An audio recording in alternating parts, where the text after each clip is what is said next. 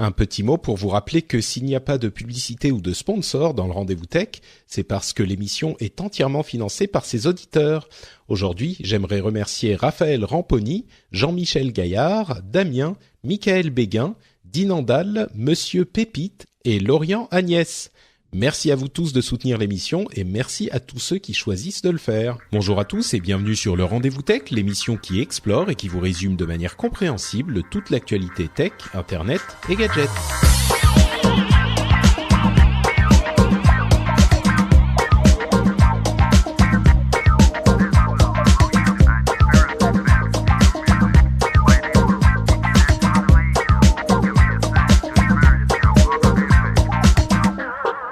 Bonjour à tous et bienvenue sur le Rendez-vous Tech, c'est l'émission où on vous résume toute l'actu technologique, internet, gadgets. On fait ça de manière distrayante, j'espère. On vous explique tout ce qui s'est passé d'important dans les 2 dernières semaines. Et pour m'accompagner dans cette aventure incroyable, bon déjà, je vous donne mon nom, on se présente, on est poli. Je suis Patrick Béja et j'ai donc mon compagnon de tous les 2 épisodes qui se joint à moi, Jérôme Kainborg. Comment ça va, Jérôme ?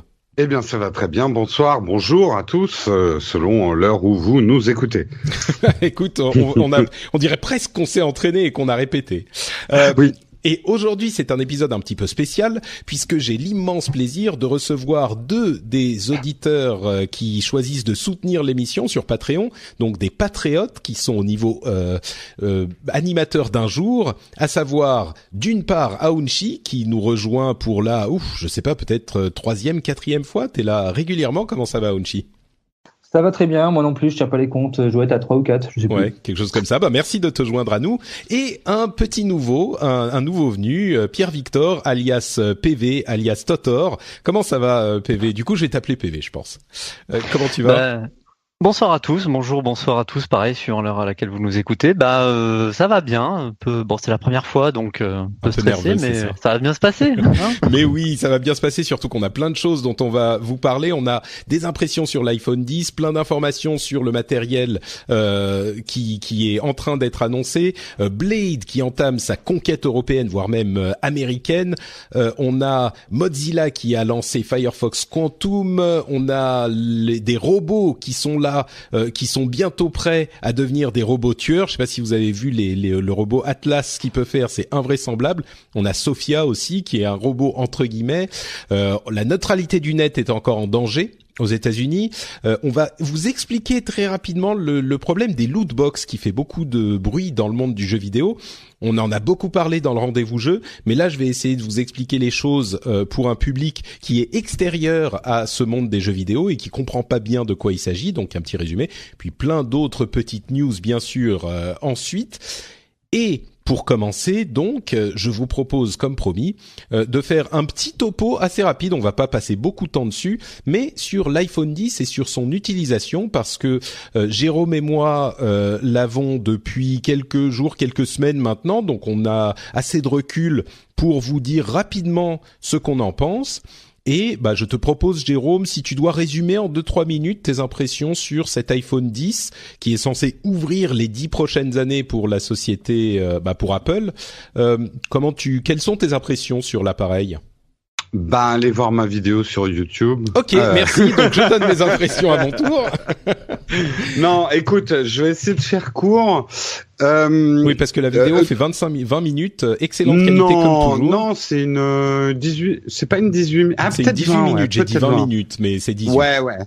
Et d'ailleurs, entre parenthèses, c'est pas pour te cirer les pompes, mais on a regardé cette vidéo avec ma femme, qui, c'est pas qu'elle adore l'iPhone X, mais elle était là quand je l'ai regardé, et au moins 3-4 fois pendant la vidéo, elle a dit, mais ce qu'il fait, c'est d'une super qualité, c'est incroyable. Mais vraiment, 3 fois, c'était les exclamations qui venaient du cœur. J'en suis touché, et d'autant plus qu'effectivement, il y a des longues nuits sans sommeil sur cette vidéo, mais je suis assez content effectivement du résultat et tu sais, c'est des vidéos qui sont regardées tout le long de l'année, donc on fait des efforts particuliers. Ouais, on les soigne pas mal. Écoute, pour l'iPhone X, je m'attendais pas à être aussi content en fait. Je suis un peu blasé depuis le 6. Chaque année, il y a on va dire une itération du 6, pas mal, meilleure caméra, Touch ID et tout ça. C'était bien, mais rien de très très hyper excitant. Là, je suis vraiment ravi la chose qui me plaît le plus, c'est un retour à une taille normale, sans compromis. C'est-à-dire, j'ai pas à choisir des grands parce que je veux une grande batterie et 2 caméras. Là, j'ai les 2 caméras et une grande batterie dans une forme qui est quand même un peu plus humaine, à mon avis, en utilisation.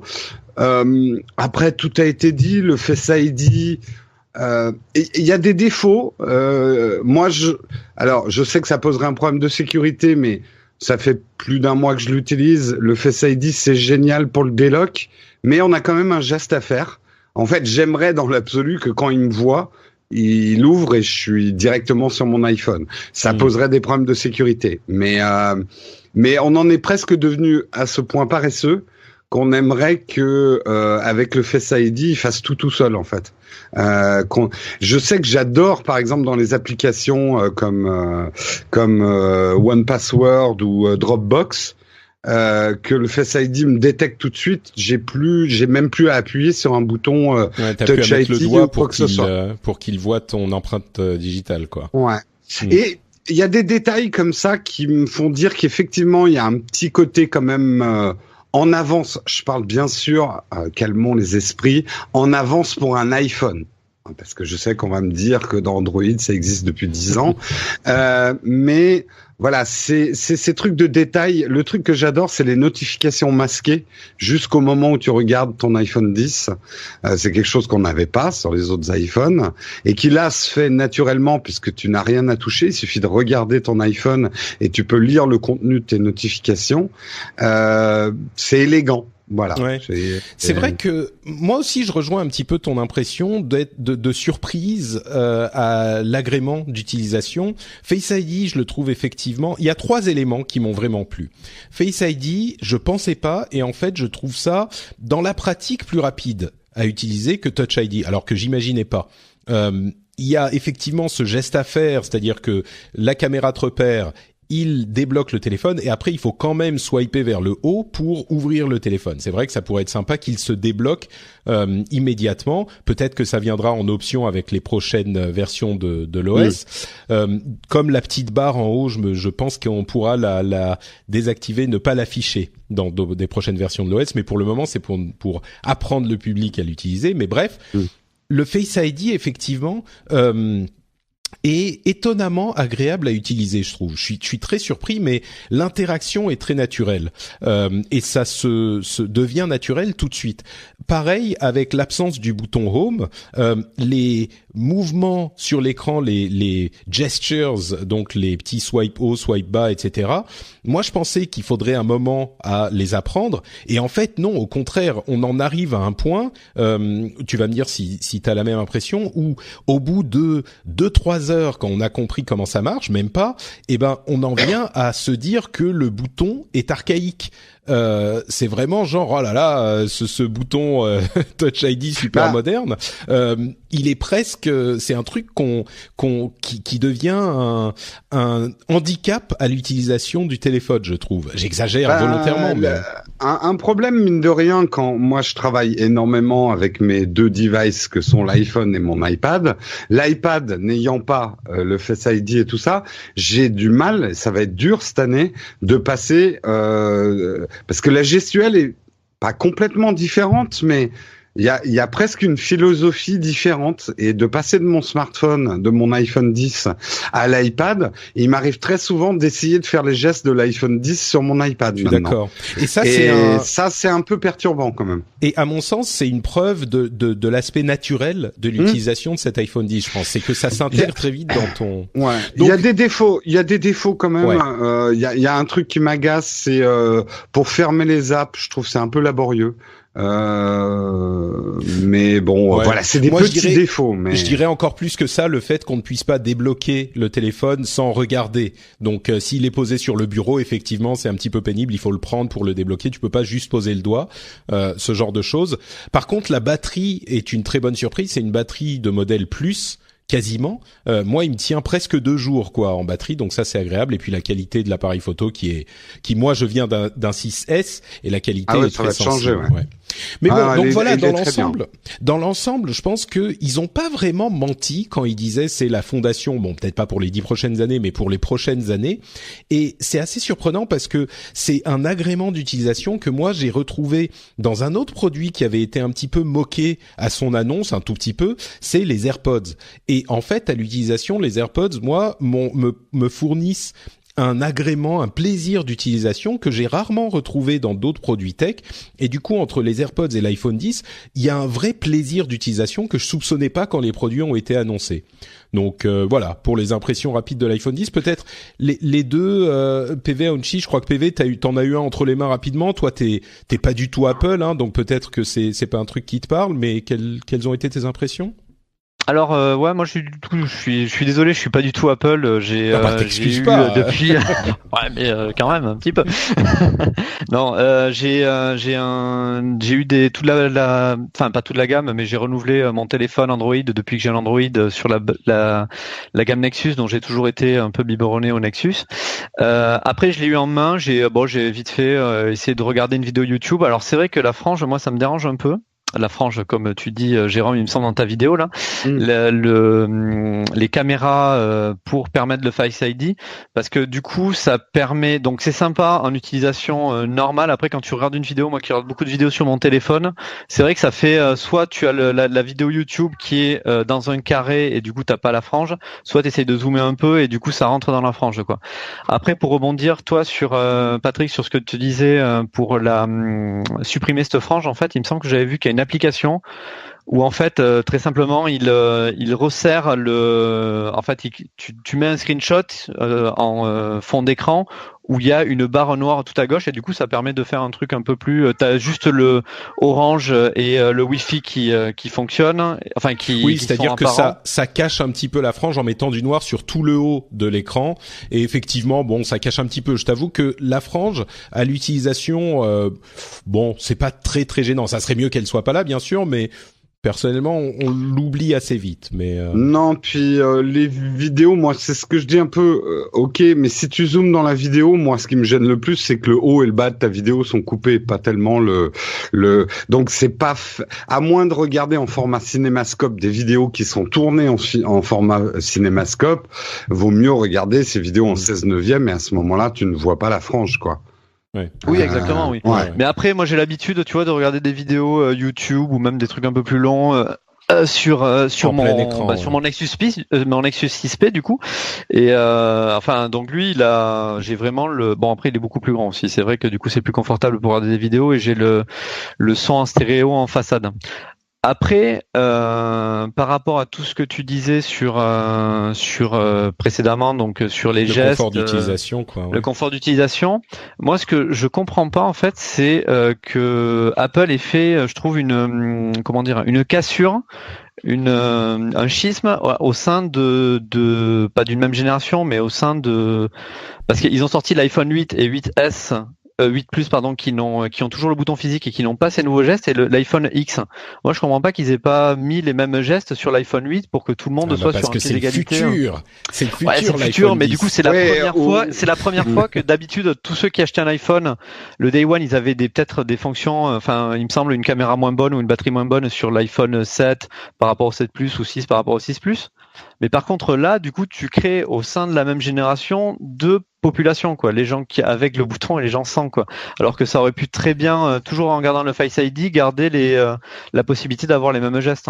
Ouais, mais je crois qu'il faut pas oublier un facteur. C'est le prix démentiel de cet iPhone 10 qui en fait un objet vraiment pour ceux, entre guillemets, qui veulent prendre de l'avance sur ce que Apple va faire et qu'il était important pour Apple d'avoir un smartphone plus rassurant pour des gens qui en ont un peu rien à foutre de la tech, mais qui aiment bien avoir un iPhone, et pour qui l'iPhone 8 Plus est un excellent iPhone qui va pas trop perturber leur habitude tout de suite. Tu vois, je pense notamment aux personnes plus âgées.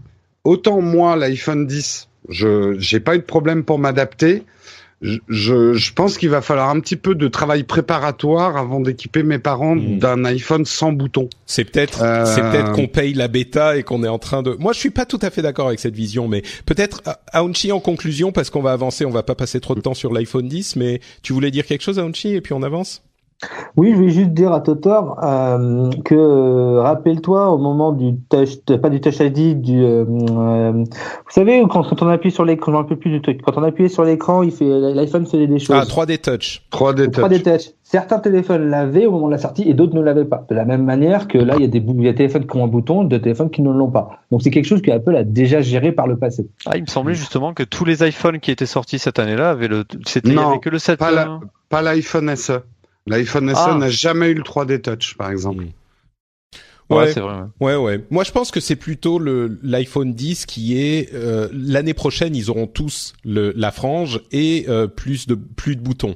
Je pense que ça sera le cas, le changement de design pour tout le monde l'année prochaine. Et là, c'était une preview en quelque sorte, mais bon. Juste deux questions. Je voulais juste te poser. Il faut pour déverrouiller ton Face ID, il faut vraiment regarder la frange en fait, ou tu peux regarder n'importe où sur l'écran? Non, tu regardes l'écran dans la direction générale du téléphone. Tu regardes le téléphone, quoi. Ça pourrait être une solution, ça, par exemple, parce que tu disais que tu n'as pas le Face ID pour les applications tierces, du genre LastPass ou autre chose, comme t'avais le... On l'a. Ouais. Ah, du coup, mais il faut regarder... Ah, d'accord. Oui, tu regardes le téléphone et disons que en utilisation, c'est pour ça que c'est tellement plus transparent quand t'es en utilisation, c'est que t'es déjà en train de l'utiliser, il est déjà débloqué et donc si tu lances une application qui pour une raison ou une autre, comme elle pourrait avoir besoin du Touch ID pour confirmer ton identité, elle a besoin du Face ID pour confirmer ton identité, elle le fait de manière aussi transparente, sauf que là t'es déjà en train de regarder le téléphone, donc t'as même pas besoin de poser ton pouce sur le capteur d'empreinte digitale et donc il se débloque automatiquement parce qu'il a confirmé tout de suite ton identité avec le Face ID. Donc c'est pour ça que c'est beaucoup plus naturel dans ce contexte, quoi. Et je pense qu'à terme, comme le disait Jérôme, on va juste regarder le téléphone, on n'aura même plus besoin de faire le swipe up, ou au moins en option, parce que tu regardes le téléphone, il se débloque tout de suite, et ça servira pour cette utilisation aussi. Mais bon. Avançons, quelques news supplémentaires. Vous allez me dire ce qui vous parle.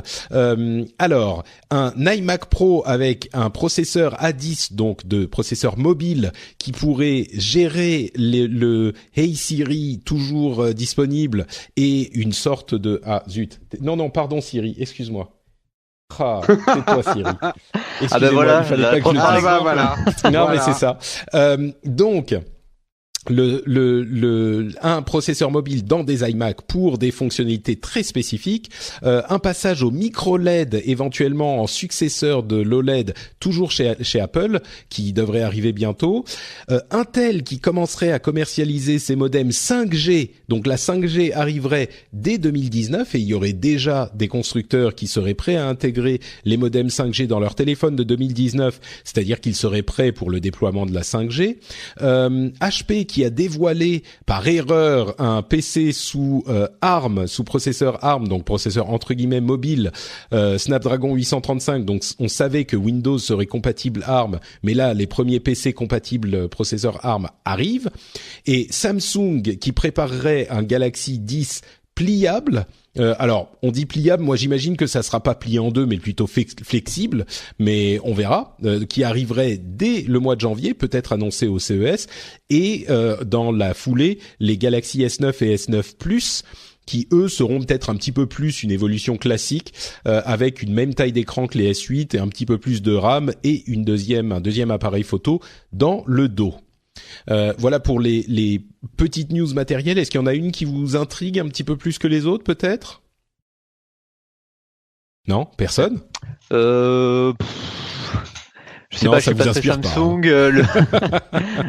C'est pas grave, le micro LED, l'écran LED de Apple. Ouais, Aounchi. Moi, je vois un petit mouvement de fond. En fait, si on regarde bien, on parle tous que demain, les ordinateurs de demain, il y aura aussi de l'ARM dans nos ordinateurs. De l'ARM, des process ARM, dans les ordinateurs, que ce soit sous Apple, donc pour une fonction spécifique dans un premier temps, mais à mon avis, après, c'est pour avoir leur propre ordinateur totalement en ARM, et aussi du Windows. Effectivement. C'est quelque chose qu'on parle depuis quelques années. C'est de la rumeur, mais là, au final, on se rend compte que c'est demain. Surtout que on en parle depuis un moment. Les processeurs des différents mobiles deviennent si puissants que on peut honnêtement les comparer à la puissance des processeurs de certains ordinateurs portables et parfois de certains ordinateurs portables puissants. Donc effectivement, peut-être qu'on est en train d'arriver à un niveau de puissance des processeurs mobiles qui permettrait d'avoir les ordinateurs classiques entre guillemets, c'est-à-dire macOS ou Windows, sous processeur ARM de manière satisfaisante pour la plupart des usages. Qu'est-ce que ça veut dire ? Ça veut dire des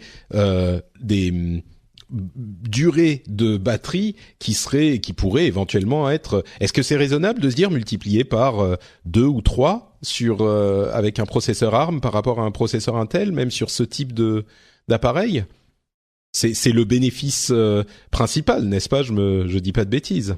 Non, moi je vois plus l'espèce de convergence qu'essaye de nous vendre tout le monde en fait depuis quelques années, de pouvoir avoir un autre form factor qu'un ordinateur portable ou qu'un smartphone et de pouvoir directement te brancher sur un poste de travail n'importe où dès que tu as un clavier, une souris et une télé ou un écran, de pouvoir se brancher, pouvoir travailler confortablement et de pouvoir le prendre en mobilité quoi. En fait, un peu ce qu'avait essayé de faire Microsoft avec c'était Windows Continuum et me semble Samsung avec alors là, Samsung, j'ai plus le nom mais c'était vendu dans les Le DeX, tu veux dire Ah oui, non, au niveau programme. Non, si c'est ça. C'est le DeX.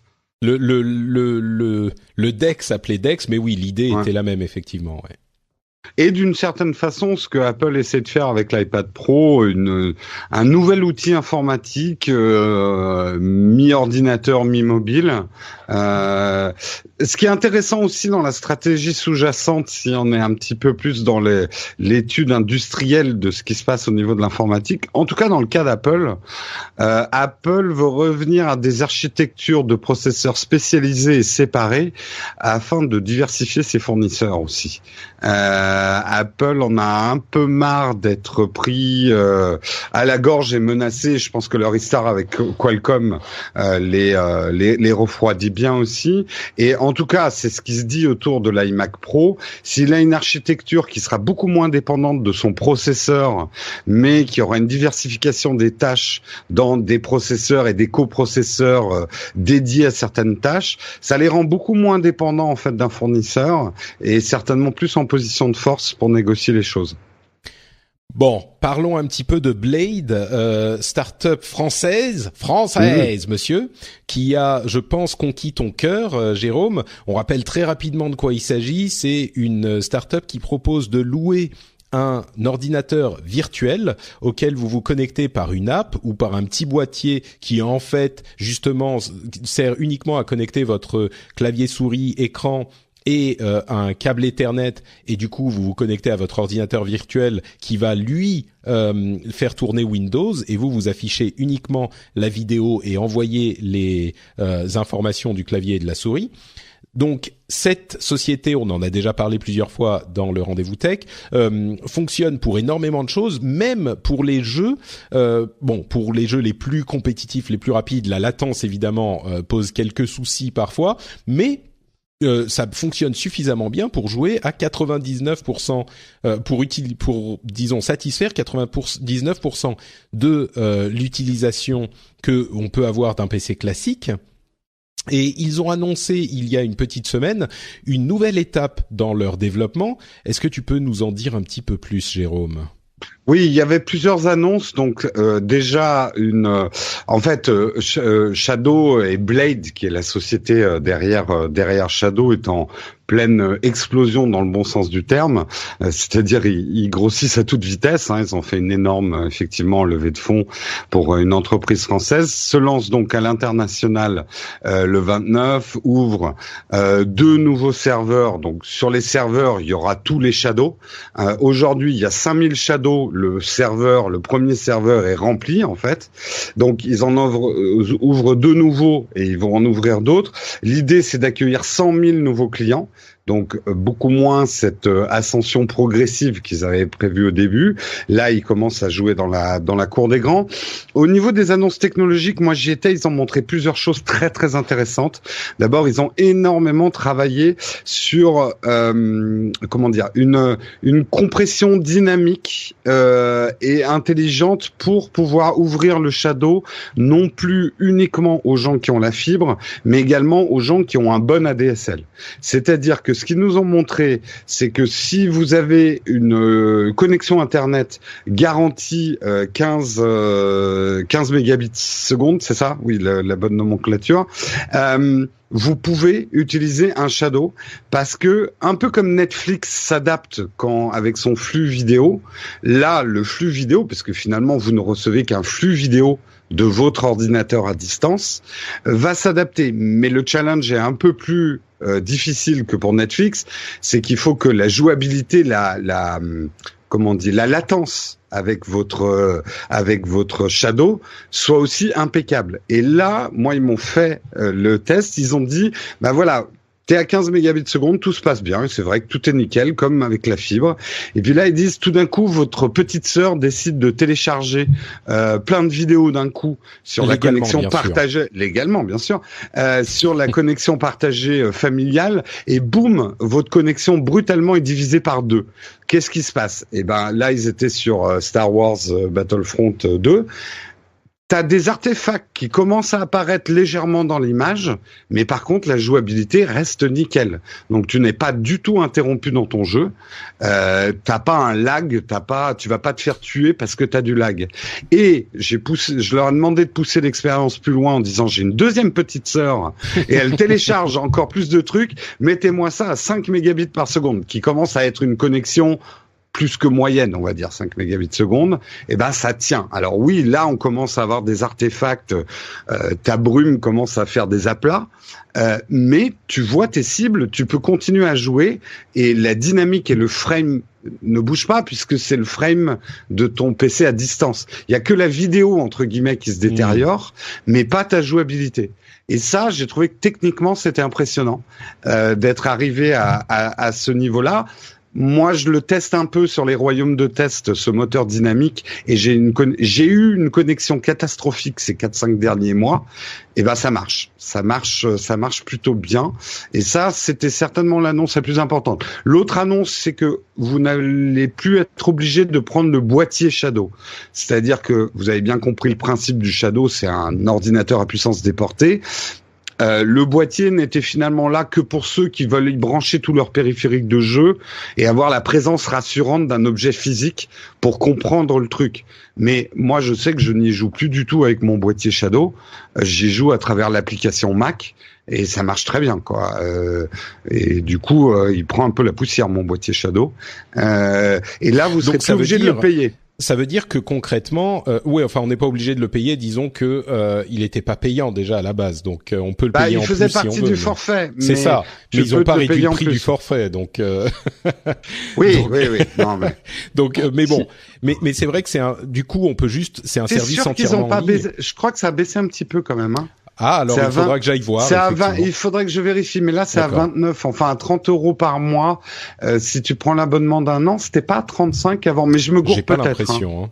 Peut-être. Bon, je sais pas. Non, ils n'ont pas bougé les prix des abonnements, ils sont toujours au même prix. C'était 30 € avec le boîtier quand tu engages un an. Mais du coup, ça veut dire que... Pardon, vas-y PV. Oui, pardon, je veux revenir sur le test de Jérôme. En fait, c'est ce test que tu as fait là, donc du coup en 15 mégabits par seconde, avec ta sœur et ta deuxième sœur qui téléchargent plein de vidéos sur Internet. C'est pas le vrai test. Ce qu'il aurait fallu leur demander, c'est mettez 3 shadows sur une connexion avec vos 2 sœurs sur 2 shadows différents qui téléchargent. Non, mais t'as raison, mais je peux te parler d'une expérience puisque Marion et moi on joue à Divinity, le deuxième Divinity sur sa connexion SFR de merde, on va le dire, parce qu'elle est vraiment pourrie. Donc on est 2 shadows connectés en même temps, on arrive à jouer. Mais sur une connexion SFR câble quand même, pas ADSL. Ouais, enfin, tu l'as connu, hein. Oui, je l'ai connu. Oui, de la SFR, j'ai connu des meilleurs ADSL que le câble de chez SFR. Hein. À vrai dire, moi, ce qui me pose ce qui me fait me poser plus de questions, c'est pas tellement la bande passante que la latence, parce que sur la DSL, on le sait, le gros souci, enfin, ou en tout cas l'énorme avantage de la fibre, c'est la bande passante qui est très très faible. La latence qui est très très faible. Donc c'est surtout ça, je pense qu'il faudra tester. Mais en tout cas, ce qui est certain, c'est que Blade entame son expansion et le service du coup devient entièrement virtuel, ou pas virtuel mais numérique. Donc on n'a plus besoin de s'embarrasser d'un petit objet physique, si petit qu'il soit. On peut aller sur le site, s'abonner et le tester tout de suite. Alors moi j'encouragerais vraiment les gens à tester avant de s'abonner, de se lancer dans un abonnement, parce que c'est sûr que en fonction des différents types de connexions, ça va être des expériences différentes, mais sur le principe, on est plusieurs à l'avoir testé et à dire que ça fonctionne, en tout cas en fibre. Et vu qu'ils vont s'étendre et qu'ils ont un partenariat pour être, on l'espère, disponible avec une bonne connexion dans plusieurs pays d'Europe. Et à vrai dire, ils commencent à se lancer aux États-Unis aussi. Eh ben, c'est vraiment un truc qui a un intérêt certain pour certains utilisateurs. Et là, le 29, c'est lancement en Allemagne, en Angleterre, en Belgique, en Suisse, au Luxembourg, et je crois que c'est tout pour l'instant. Et il y a les applications iOS qui arrivent aussi. Alors, iOS, ça va arriver un petit peu plus tard parce qu'il faut des validations chez Apple. Mais Android, elle est au point et elle va adopter ce nouveau moteur adaptatif. Et je donne ça comme dernier détail. Moi, ils m'ont fait une démo du dernier Lara Croft. Lara Croft, pardon. Pas Lara Croft. Non, t'as raison, c'est Lara Croft. Lara Croft, c'est Tomb Raider, oui. Warcraft et Lara Croft. C'est ça. Voilà. En 4G. Avec une 4G de ville, hein, la 4G d'un iPhone. Je sais pas après si la 4G c'est quelque chose de bon en latence ou pas, mais la réactivité avec une manette de jeu, elle était absolument nickel. La 4G, la latence, c'est la même qu'une fibre, à peu près. Ah bon, d'accord, donc elle est bonne. Donc c'est pas franchement un bon exemple non plus. Bah si, c'est un bon exemple parce que ça veut dire que c'est quelque chose qui est. Alors le problème ensuite, ça va être pour le débit, pour la data, parce que en vidéo, ça va quand même consommer un petit peu, mais enfin pas plus qu'un YouTube ou autre chose. Moi j'ai joué une bêtise. C'est la même qu'une connexion ADSL. ADSL. Ah d'accord. L'exemple est pas mauvais. C'est équivalent à une fibre, la latence. Attends. Aounchi, vas-y, finis, pardon. Alors. La 4G, en termes de latence, c'est équivalent à du DSL, mais en termes de débit, on peut faire, grosso modo, comme une fibre, on peut taper les centaines de mégas sans problème. C'est ça, d'accord. Mais bon, pour la latence, donc, c'était quand même un exemple qui pouvait être parlant, quoi. Bah, moi, j'ai joué 3 soirs de suite à Heroes of the Storm, qui est un jeu qui demande quand même une latence correcte. C'est pas Overwatch, mais j'ai joué en 4G de chez moi, parce que mon internet était dans les choux. J'ai eu aucun problème de latence. Hein. Bah pour moi, ce qui est le plus intéressant, effectivement, c'est que ça veut dire que à part pour les utilisations les plus intensives d'un jeu très compétitif et très rapide, bah c'est, je pense, assez confirmé que ça peut fonctionner. Donc bon. Après, il y a 4G et 4G aussi, parce que du coup, 4G en centre de Toulouse ou en centre de Paris, j'imagine que ça va. Mais par contre, si je l'amène en vacances, j'ai déjà fait le test en Vendée. Il fallait que je sois sur un bout de marche pour recevoir une. Ouais, non, mais il faut pas mentir aux gens non plus. Ça sera toujours le Shadow, très dépendant de ta qualité de connexion. Bah, évidemment, oui. Y a des gens qui disent j'ai que 5 mégabits, est-ce que je peux quand même avoir un Shadow? Et les gens de Shadow ont l'honnêteté de leur dire non, vous allez avoir une expérience dégradée. On va pas en gros, on vous conseille absolument pas de prendre un Shadow. Le mieux, c'est quand même d'avoir la fibre pour un Shadow, c'est clair. Bon, avançons. Quand même, bonne nouvelle pour Blade. Et donc, si vous attendiez pour vous y intéresser, bah c'est peut-être le moment, le 29, de commencer à vous y intéresser. Je termine juste un truc, Patrick, parce que j'ai oublié quand même un élément important. Ce qu'ils avaient promis depuis le départ, ils le font. Ils upgradent la carte graphique de tous les Shadows, donc pour le même abonnement. Ça, c'était la promesse. C'est que ton Shadow est mis à jour par les équipes de Blade dès qu'il y a une nouvelle carte graphique, on va dire mainstream. Ils veulent maintenir en fait ton niveau de Shadow à un PC à plus ou moins 1600 €. Donc là, ils équipent tous les Shadows de cartes 1080. C'est plus que du mainstream. Le 1080, c'est à peu près ce qui se fait de mieux quand même. Ouais, c'est à peu près. Parce que 1080, c'est la carte de l'année dernière, non? C'est la carte de l'année dernière, mais c'est la carte la plus puissante de l'année dernière, et ils ont pas encore la nouvelle version, donc il y en a pas d'autres qui existent. Ouais. La TI. Ouais, enfin, la TI, c'est une version de la 4080. J'ai parlé d'un PC à 1600 €. J'ai pas parlé d'un PC à 2000 € non plus. Attends. Pour le public du rendez-vous tech, soyons clairs. La 1080, c'est à peu près le mieux qui se fait dans le domaine des cartes graphiques. Basta. Voilà. Après, oui, tu peux avoir des trucs, la TI, la machin, la Titan X, la je sais pas quoi, qui va te coûter 1500 € la carte graphique. Oui, c'est possible, mais la 1080, c'est le haut de gamme des cartes graphiques. Ouais, mais ce que je veux dire, moi, exactement, c'est qu'il reste quand même, enfin, il me semble que c'était 1070 qu'ils avaient mis à la base, en fait, donc du coup, ils passent sur les 1080. Donc on reste quand même sur la même génération. Le vrai test, ça sera le jour où il y aura la 1170 qui sortira, ou la 1270, s'ils suivront le rythme aussi. Là, on va dire que ça reste sur la même génération, et si ça se trouve, mais il y en a pas d'autres, PV. Il y a non, pas mais d'autres non, mais on est d'accord. Actuellement, il y en a pas d'autres. Le vrai test, ça sera vraiment de voir si. Non, mais on est d'accord. Ce que je veux dire, c'est que c'était la même génération que l'année dernière. Donc du coup, si ça se trouve, en plus, virtuellement, il peut faire une upgrade, je sais pas exactement. Disons que je suis d'accord sur le fait que, a priori, quand Nvidia annoncera ses 1170 et 1180, ils vont sans doute pas changer tout de suite à la 1180. Non, ils changeront pas tout de suite, mais là, on verra si l'année d'après, ils changeront pour la 1170, par exemple. Leur truc a été très très clair, hein. Ils vont prendre un PC moyen à 1600 €. Ils nous l'ont montré, hein, le PC qui permet de concevoir la 3e génération du Shadow, et ils resteront sur ce prix de 1600 €. Donc, quand tu pourras mettre une carte à 1600 € dans un PC équivalent, oui, ils changeront les cartes, mais ils vont pas mettre les dernières cartes. Et ils sont pas encore dans leur rêve. Leur rêve, c'est que tu puisses choisir ta propre carte dans le futur. Mais ils y sont pas encore. Il va falloir qu'ils aient beaucoup d'abonnés pour arriver à faire ça. Et je crois si je comprends bien, c'est pas virtualisé en plus les cartes, donc du coup c'est difficile de pouvoir. Il faut vraiment acheter la carte pour l'utilisateur. Ils ont un enfin on le sent. Hein, Nvidia était là au lancement. Nvidia est plus que leur partenaire. Quelque part ils sont le labo d'Nvidia. Il faut bien comprendre que pour une marque comme Nvidia, c'est extrêmement intéressant l'expérience Shadow. Effectivement, le GeForce Now, en plus ils sont un peu. Non, parce que ils sont bon, pas les gars, du je tout voudrais la même vraiment qu'on philosophie. avance sur le sujet. On va pas faire 20 minutes. On est déjà à 20 minutes sur Shadow, donc je vous coupe. Je suis désolé. Décision exécutive. On avance.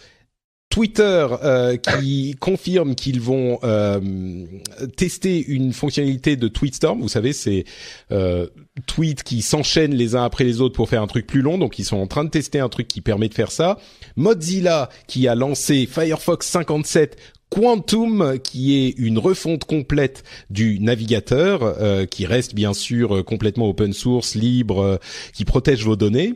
La ville de Munich, qui avait fait beaucoup de bruit il y a quelque temps pour son passage à l'open source, qui a décidé, après une dizaine d'années sur Linux, de revenir à Windows 10. Et là, on a beaucoup d'arguments et de gens qui se chamaillent pour expliquer pourquoi c'est une hypocrisie ou une bonne chose ou une mauvaise chose. Et enfin, dernier sujet, une cybermonnaie pour financer les médias. On en avait parlé à un moment. Street Press est en train de tenter la chose, c'est-à-dire que quand vous êtes en train de consulter leur site, eh bien il y a un petit module dans la page web qui va faire du minage de cybermonnaie pour payer le site, c'est-à-dire qu'ils utilisent la puissance de votre ordinateur pour miner de la cybermonnaie et ça les paye de cette manière pour la consultation du site. Est-ce qu'il y a des sujets qui vous intéressent plus particulièrement dans tous ces trucs-là? PV, allez, tu vas bien nous dire un truc sur de l'open source quelque part, non? Pourquoi moi je travaille dans le propriétaire, monsieur. Hein. Ah bah je sais pas, j'avais l'impression que t'étais plutôt open source peut-être. Je travaille dans de l'Unix bien propriétaire. Okay. Non, j'ai testé du coup Firefox 57 et du coup je vais peut-être être un contre-courant de tout le monde parce que j'en suis pas si content que ça en fait. Ah oui. Alors qu'est-ce que tu lui reproches? Alors, en fait, du coup, moi, Firefox, historiquement, j'utilisais Firefox quand tout le monde s'est mis à Firefox, est passé de Internet Explorer à Firefox au milieu des années 2000, par là, voilà, ouais. Et après, c'est vrai que du coup, je suis venu après, en ayant un téléphone Android, à Chrome parce que c'était plus simple pour partager synchroniser les favoris. Il était aussi plus léger en fait parce que Firefox utilise une certaine somme de mémoire et Chrome segmente sa mémoire en fonction des onglets ouverts. Donc du coup, quand tu as peu d'onglets ouverts et peu d'extensions, du coup, il est plus léger. Et je l'utilisais professionnellement en fait. Firefox, on est obligé d'avoir plusieurs navigateurs parce que suivant comment le service sur lequel on essaie de se connecter a été codé, du coup on utilise ou Internet Explorer ou Firefox ou Chrome. Et j'utilisais Firefox pour certaines de ces extensions assez pratiques. Et du coup, il me semble que sur Quantum, moi quand je l'ai installé, il m'a obligé la mise à jour des extensions, ce qui est pas forcément une mauvaise chose, tu vas me dire, ça permet de renforcer la sécurité. Mais par contre, les nouvelles versions des extensions que j'utilisais au quotidien ne fonctionnent plus. En nouvelle version, il y a certains fonctionnements qui ont changé, donc du coup, ça me bloque un peu dans son utilisation et je reste sous Chrome, au final. D'accord. Bon, c'est une situation peut-être un peu spécifique, effectivement, mais en tout cas, il n'y a pas eu de bénéfices tangibles dans cette version de Firefox pour t'inciter à y rester. Au-delà du fait que, rappelons-le, c'est beaucoup plus protecteur de votre vie privée, évidemment. Peut-être que Aounchi, toi, c'est un truc qui te parle plus ou un autre sujet qui t'exciterait les neurones? Non, j'ai pas testé Quantum là. Sur mon PC, moi, je suis sur Vivaldi. Donc moi que j'aime bien, donc j'ai pas envie de... Ton micro frotte un peu, attention avec ta... Ah, excusez-moi, ça va être mieux là. Ouais, donc moi j'ai pas testé, j'ai effectivement ce que disait, j'ai mangé son prénom, mais ce qu'il disait avant, le problème des extensions qui marchent plus. J'ai un collègue qui a exactement le même problème. Ouais, voilà, c'est Victor. J'ai un collègue qui a exactement le même problème. Il fait mais c'est pas possible, ça m'énerve. Je suis obligé de retourner à Chrome. Voilà. Mais des petites extensions assez simples, par exemple, comme mon collègue, on utilise KeePass pour gérer nos mots de passe. KeePass sur Chrome ou Firefox a une extension qui permet de gérer la communication entre KeePass et ton navigateur. Et cette petite extension, quand il a testé, ça marchait plus. Il me semble qu'ils ont changé le fonctionnement des extensions sur Firefox. De ce que j'ai compris, en fait, ils obligent les mises à jour sur Quantum maintenant, donc les dernières versions, et il y a certaines extensions qui n'ont pas été mises à jour depuis un certain temps, qu'ils appellent les extensions Legacy, ne fonctionnent tout simplement plus sur Quantum en fait. Donc en plus, ils t'obligent à la mise à jour, et d'un autre côté, si ton extension a pas été suivie par ton développeur, du coup, c'est mort pour cette extension, quoi. Écoutez, je vais faire un petit peu prendre le contre-pied. Je trouve que effectivement, en fait, c'est la rengaine habituelle. On peut pas faire d'omelette sans casser des œufs. Et en l'occurrence, oui, ça casse un petit peu certains œufs avec les extensions, mais on se plaint souvent que la communauté open source soit un petit peu trop mollassonne et hésite justement à faire ce genre de cassure. Et là, j'applaudis au contraire Mozilla pour avoir décidé de refaire une architecture plus moderne et avoir un navigateur et en fait garder une option open source respectueuse de la vie privée autant que possible et qui soit moderne, parce que c'est vrai que l'ancien Firefox commençait à dater. Là, on a un navigateur rapide, agréable à utiliser, etc. Bon, on est revenu sur Google comme navigateur par défaut, mais ça c'est autre chose. Mais bon, il est disponible également sur iOS et sur Android. Donc, si vous êtes intéressé par la protection de votre vie privée, contrairement visiblement à tous ceux qui sont dans ce podcast, parce que moi aussi j'utilise Chrome, mais peut-être considérer l'utilisation de Firefox et de sa nouvelle version Quantum. Le dernier petit sujet que je voulais évoquer, c'est celui des robots tueurs. J'ajoute le petit truc tueur. Je ne sais pas si vous avez vu ces deux. Alors il y a un truc, c'est Elon Musk qui a construit sa batterie géante en Australie pour fournir de l'électricité avec les variations de génération d'électricité. Il avait dit je peux le faire en 100 jours. Il fait une batterie énorme pour conserver l'électricité et alimenter la région qui en a besoin. Et il l'a fait en 100 jours. Et donc c'est un petit peu la section Elon Musk, l'idole des jeunes, quoi. C'est pas vraiment plus que ça. C'est juste encore Elon Musk qui réussit un truc. Mais au-delà de ça, un truc contre lequel il nous prévient, en fait, il tire la sonnette d'alarme depuis longtemps, c'est les robots et l'intelligence artificielle, mais surtout les robots, dans ce cas précis dont je veux parler. Vous vous souvenez du robot Atlas qui arrivait à marcher, qui était une sorte de truc Terminator cauchemardesque, qui arrivait à marcher dans un petit peu n'importe quelle condition? Eh ben, figurez-vous que ils en ont présenté une nouvelle version qui saute. Mais quand on vous dit qu'il saute, c'est pas juste qu'il saute sur place de manière un petit peu maladroite. C'est qu'il saute sur des petites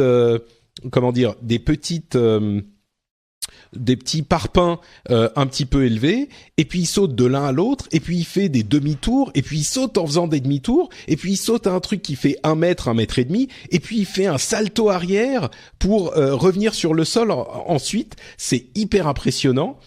Et en même temps que ça, on a vu de plus en plus une nouvelle version du robot Sophia. Alors robot, il faut utiliser des petites des guillemets, parce que Android. En fait, même pas vraiment, parce que c'est un visage en fait de robot.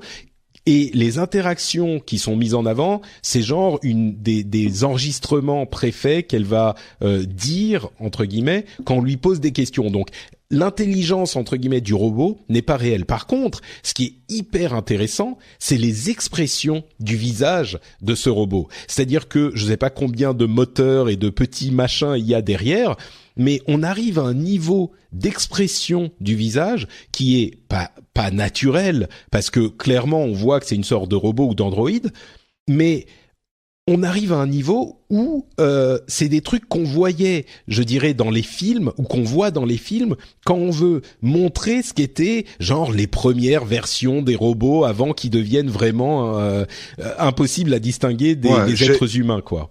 J'ai connu des vieilles au Botox qui avaient moins d'expression que ça. Voilà, exactement. Et donc, entre ces deux trucs, je me suis dit, mais les robots sont en train de faire des avancées de géants. Je sais pas si vous avez vu ces deux vidéos entre Atlas et Sophia, mais moi, j'ai été à la fois fasciné et un petit peu inquiété quand même.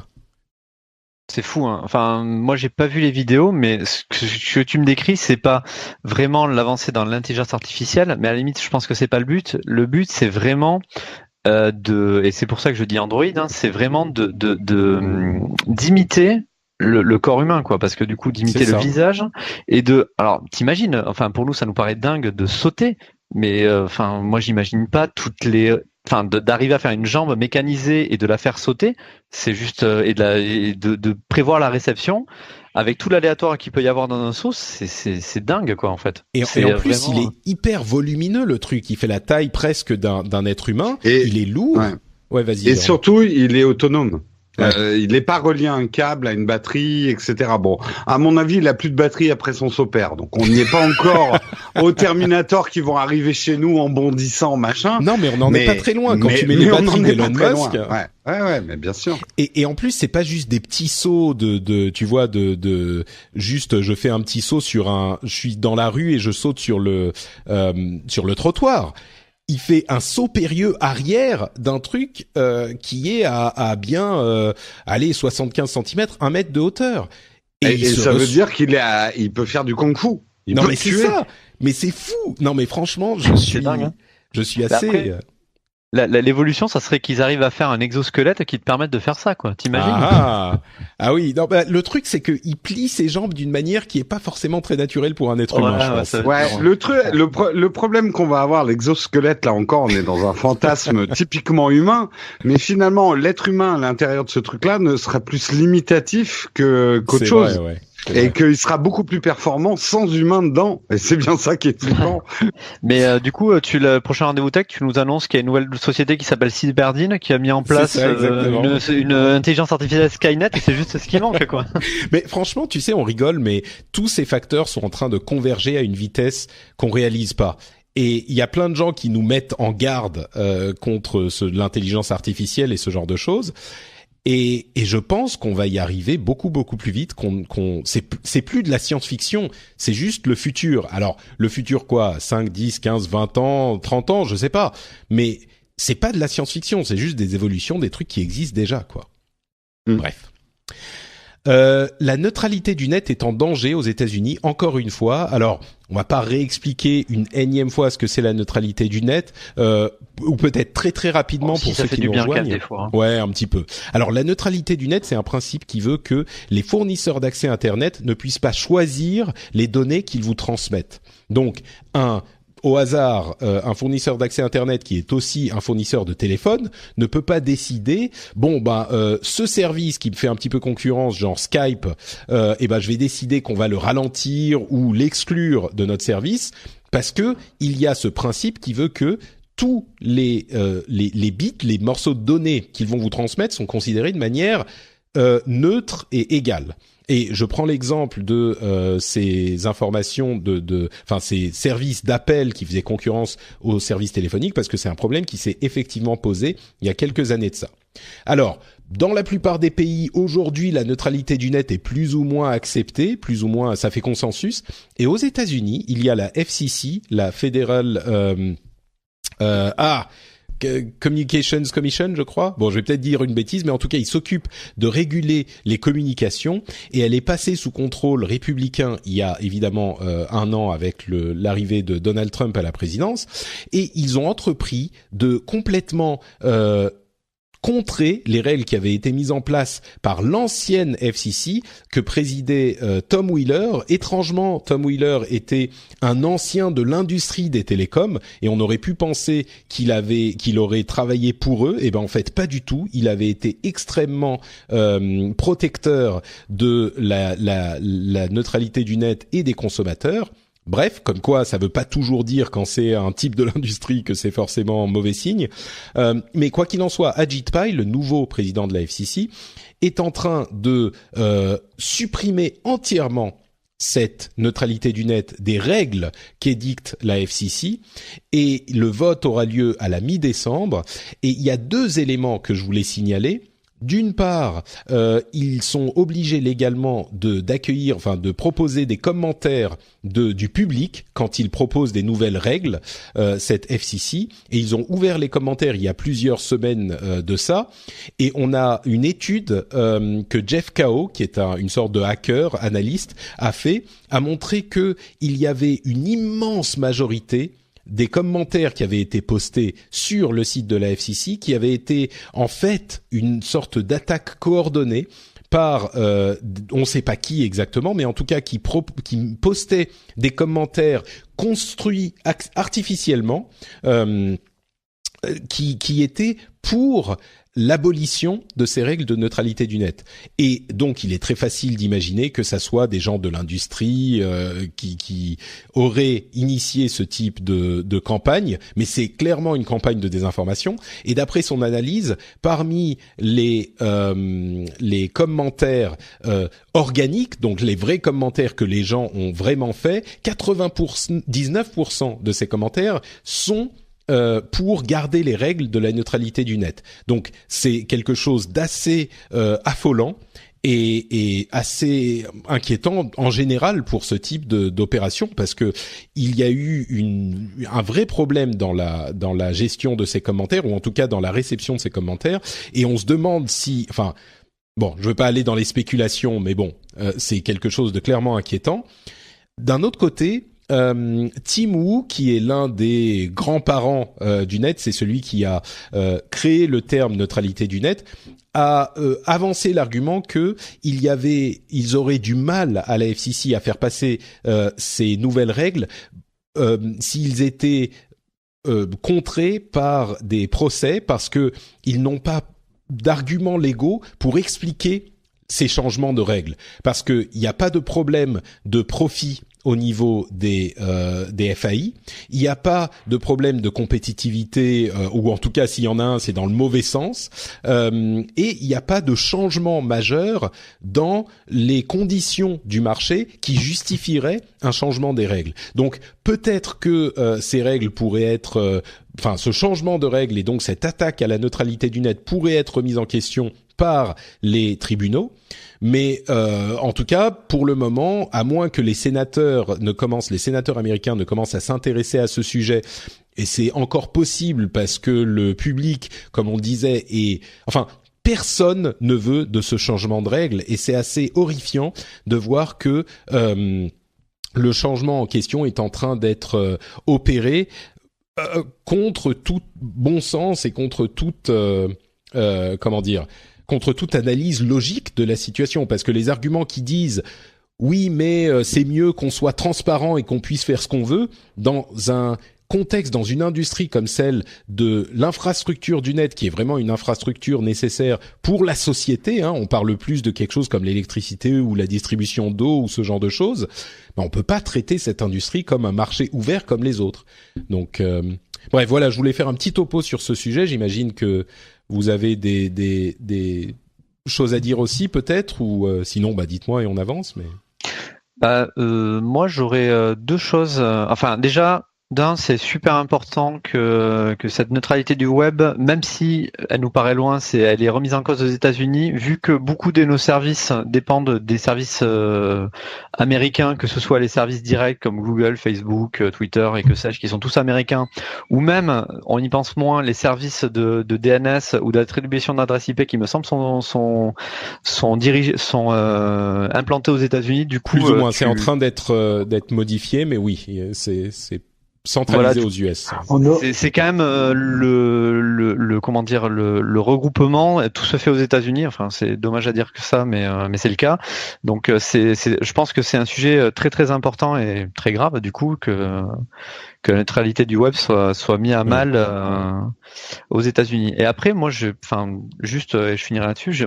Par contre, moi, j'ai l'impression de mes cours il y a longtemps en école d'informatique que la neutralité du web était pas si si garanti que ça, parce que alors c'est là où Anchi pourra peut-être plus calé que moi là-dessus, ou alors sinon je fais un appel à témoins sur les commentaires pour qu'on m'explique comment ça fonctionne. Mais moi j'avais compris qu'avec le protocole de routage qui est utilisé en extérieur sur Internet était construit comme une pyramide en fait, si tu veux. Et en haut de cette pyramide, tu as certains opérateurs qui vendent leur transit en fait. Entre eux, le transit est gratuit, mais pour les opérateurs qui sont plus en bas dans la pyramide, ils revendent ce transit-là.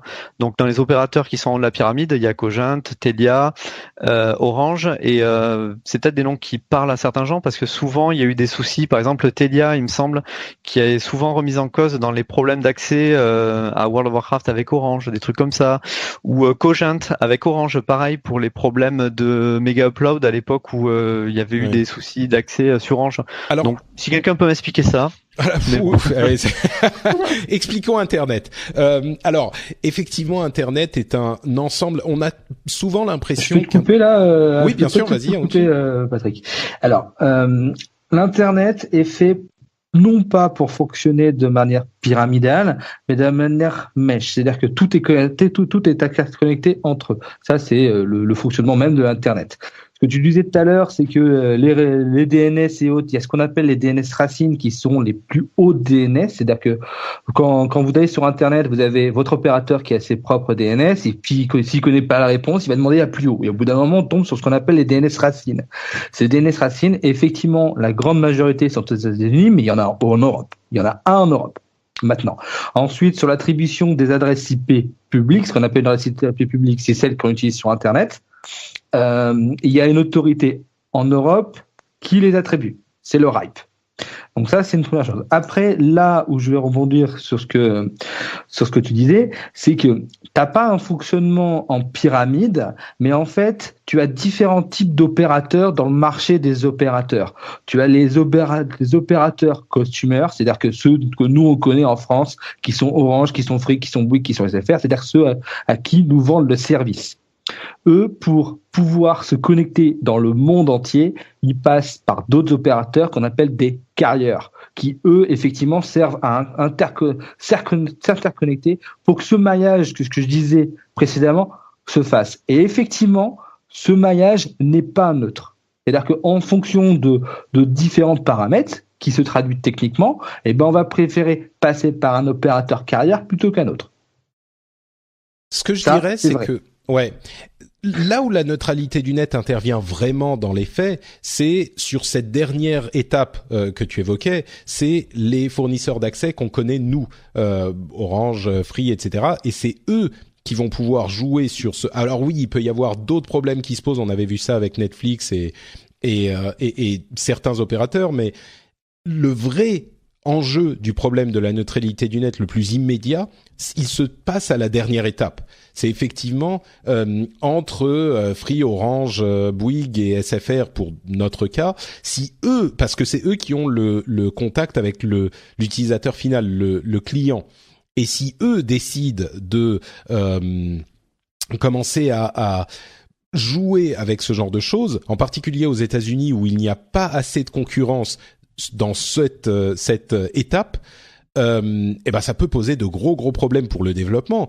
Et on parlait des gros acteurs de la tech, c'est une chose, mais le vrai danger, c'est le danger pour les prochains arrivants, les prochains Facebook, les prochains Netflix, les prochains Google, parce que ceux qui sont déjà en place, bon, ils vont pas avoir de gros problèmes, mais les prochains, si on dit pour Facebook, Google et tout ça, ça va vous passer, mais on vous offre, entre guillemets, un Internet sans paiement supplémentaire à Google, Facebook, YouTube, Netflix. Le reste, ils sont pas inclus dans votre abonnement. S'il y a un nouvel arrivant qui essaye de percer et de mettre un coup de pied dans la fourmilière ou un chien dans un jeu de quilles ou je ne sais quelle expression, il va avoir des problèmes parce qu'il pourra pas toucher les clients finaux et il pourra pas développer son business innovant. Donc c'est là qu'intervient le vrai danger de la neutralité du net, au-delà des questions de concurrence. Donc si à l'époque, Skype avait pu être bloqué par tous les FAI en France parce que c'était une concurrence à leur service de nombre de minutes qu'ils vous vendaient sur téléphone, ça aurait été un gros souci, quoi. Bref, c'est une histoire de gros sous quand même, parce que le problème c'est que les Facebook, les Google, ils consomment énormément de bandes passantes sur les opérateurs carrières et du coup les opérateurs en bout de ligne qui nous vendent Internet, je pense ils doivent être bloqués de choisir tel ou tel carrière pour avoir un meilleur débit pour Google ou pour autre. Tu sais, après c'est leur salade à faire. Tu vois, ouais, c'est vrai que ça nous concerne pas, mais bon, après c'est quand même un souci. C'est les salades et en général, si tu regardes les gros consommateurs, c'est YouTube, c'est Netflix, c'est la vidéo. Et en fait, si tu cherches bien, tu verras que YouTube est un opérateur. En règle générale, les opérateurs ont des peering, donc des interconnexions directes avec YouTube, avec les plateformes de YouTube. Et surtout, ils ont un intérêt à te fournir un bon service pour YouTube, parce que la raison pour laquelle c'est un problème, c'est qu'il est tellement populaire. Et on a vu ces petits problèmes avec YouTube, avec Netflix, et au final, ils réussissent à résoudre les problèmes. C'est des questions qui sont... Bon, on va pas repartir là-dedans, mais... C'est des bras de fer, en fait. C'est des bras de fer, mais des bras de fer dont le vrai enjeu, c'est... ça se joue à quelques milliers d'euros. Il faut ajouter une petite boîte chez ton opérateur, et tu règles le problème. Et bon, il y aurait beaucoup de choses à discuter là-dedans, mais l'essentiel à retenir, c'est que la neutralité du net est encore attaquée aux États-Unis. Il y a de fortes chances pour que ces nouvelles règles passent. J'espère qu'elles ne passeront pas, mais si elles passent, c'est pas une bonne nouvelle ni pour eux ni pour nous. Je vais expliquer rapidement cette question des loot box dont certains d'entre vous ont peut-être entendu parler ces dernières semaines. Qu'est-ce que c'est que les loot box? Et encore une fois, on va pas en parler en tant que gamer, mais simplement pour expliquer aux gens qui n'y comprennent rien de quoi il s'agit. Alors en fait, il y a une méthode de monétisation dans les jeux vidéo qui vient du monde du mobile principalement, qui consiste à offrir un jeu gratuitement et ensuite fournir des contenus pour le jeu dans des sortes de pochettes surprises. C'est-à-dire qu'on va vous inciter à acheter ces pochettes surprises qui vont vous fournir des éléments qui vont vous permettre soit des éléments cosmétiques pour vos personnages dans le jeu, soit des éléments de jeu vraiment qui vont vous permettre d'avancer dans le jeu, de rendre votre personnage plus puissant ou plus capable dans le jeu. Et le business model des applications mobiles est vraiment basé essentiellement sur ce principe, de manière pas toujours très pas toujours très moral, on va dire, pour simplifier les choses. Or, depuis, on va dire, cette année et depuis cet automne, de manière très claire, ce business model est en train d'être intégré par les jeux plus traditionnels, les jeux consoles, les jeux PC, de manière plus ou moins acceptable. Alors, il y a plein d'opinions divergentes sur ce sujet. Il y a des gens qui estiment que les lootbox sont inacceptables parce que c'est moralement critiquable, c'est assimilable à du jeu d'argent. Et il y a d'autres qui disent, dans certaines conditions, les lootbox sont quand même assez innocentes. On parle de jeux gratuits qui intègrent des lootbox qui vont vous donner des contenus cosmétiques, donc qui n'impactent pas votre jeu directement, donc qui ont un impact beaucoup plus optionnel, on va dire. Et il y a des jeux dans lesquels toutes les conditions pour le choc et l'outrage, le choutrage, comme j'aime le dire, sont réunis. C'est-à-dire des jeux où on va à la base payer le prix d'un jeu complet, donc une 60aine d'euros, 70 €. Et en plus, on va avoir ces lootbox qui vont impacter les performances en jeu, pas juste des éléments cosmétiques. Et en plus, ça va être un jeu qui est basé sur le multijoueur. Donc, quand les performances en jeu sont impactées, ça veut dire que on va pouvoir être plus puissant qu'un autre joueur. Alors que si on joue dans un jeu solo, on va simplement pouvoir avancer plus vite dans le jeu lui-même et pas impacter l'expérience de jeu d'un autre joueur. Le jeu qui a réuni toutes ces conditions, c'était Battlefront 2, basé sur le jeu, sur la propriété Star Wars, jeu édité par Electronic Arts, qui a donc réuni toutes ces conditions et qui a provoqué un choc dans le monde du jeu vidéo, qui a conduit certains joueurs à exprimer leur déception et leur énervement, leur colère de manière exponentiellement plus importante que ça n'avait été le cas pour d'autres jeux auparavant qui avaient intégré des lootbox, qui étaient sans doute, je pense qu'il est honnête de dire, plus acceptables, même si certains ne l'acceptaient pas vraiment. Et donc, avec ce jeu Battlefront 2, le l'outrage a été tellement important que c'est remonté jusqu'au niveau de certains gouvernements qui maintenant s'intéressent à la mécanique des lootbox, qui sont en train de d'étudier la chose pour décider si oui ou non c'est du jeu d'argent.